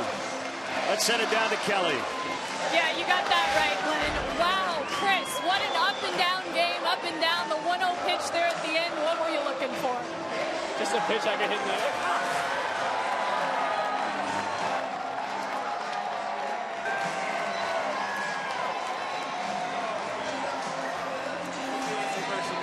Yeah, the first of many, absolutely. Well, just the emotions right now after the weekend you guys have had to come back here and get this win tonight. Yeah, I mean, going into the last inning there, we thought we had the W. Got to give credit to them. They had some really good at-bats. But we never quit on this team. I mean, we believe every game that we can go out there and win, and we did that today. This has been a fun one. Chris, enjoy it. Thank you. Guys, there you go. Chris Bryant, the walk-off single there to win the game. Well, JD, my heart medication, please. Just another day at the ballpark. Pass it over? Oh. Good stuff, man. Boy, you talk about snatching one. Let that get away in the ninth the way it did. That would have been such a deflating loss. Watch, look at the explosion of the hips. Oh.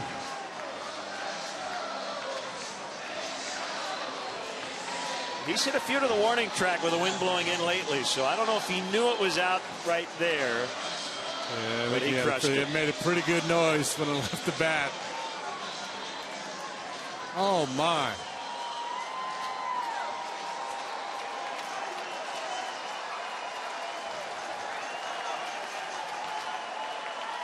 Game winning, game ending.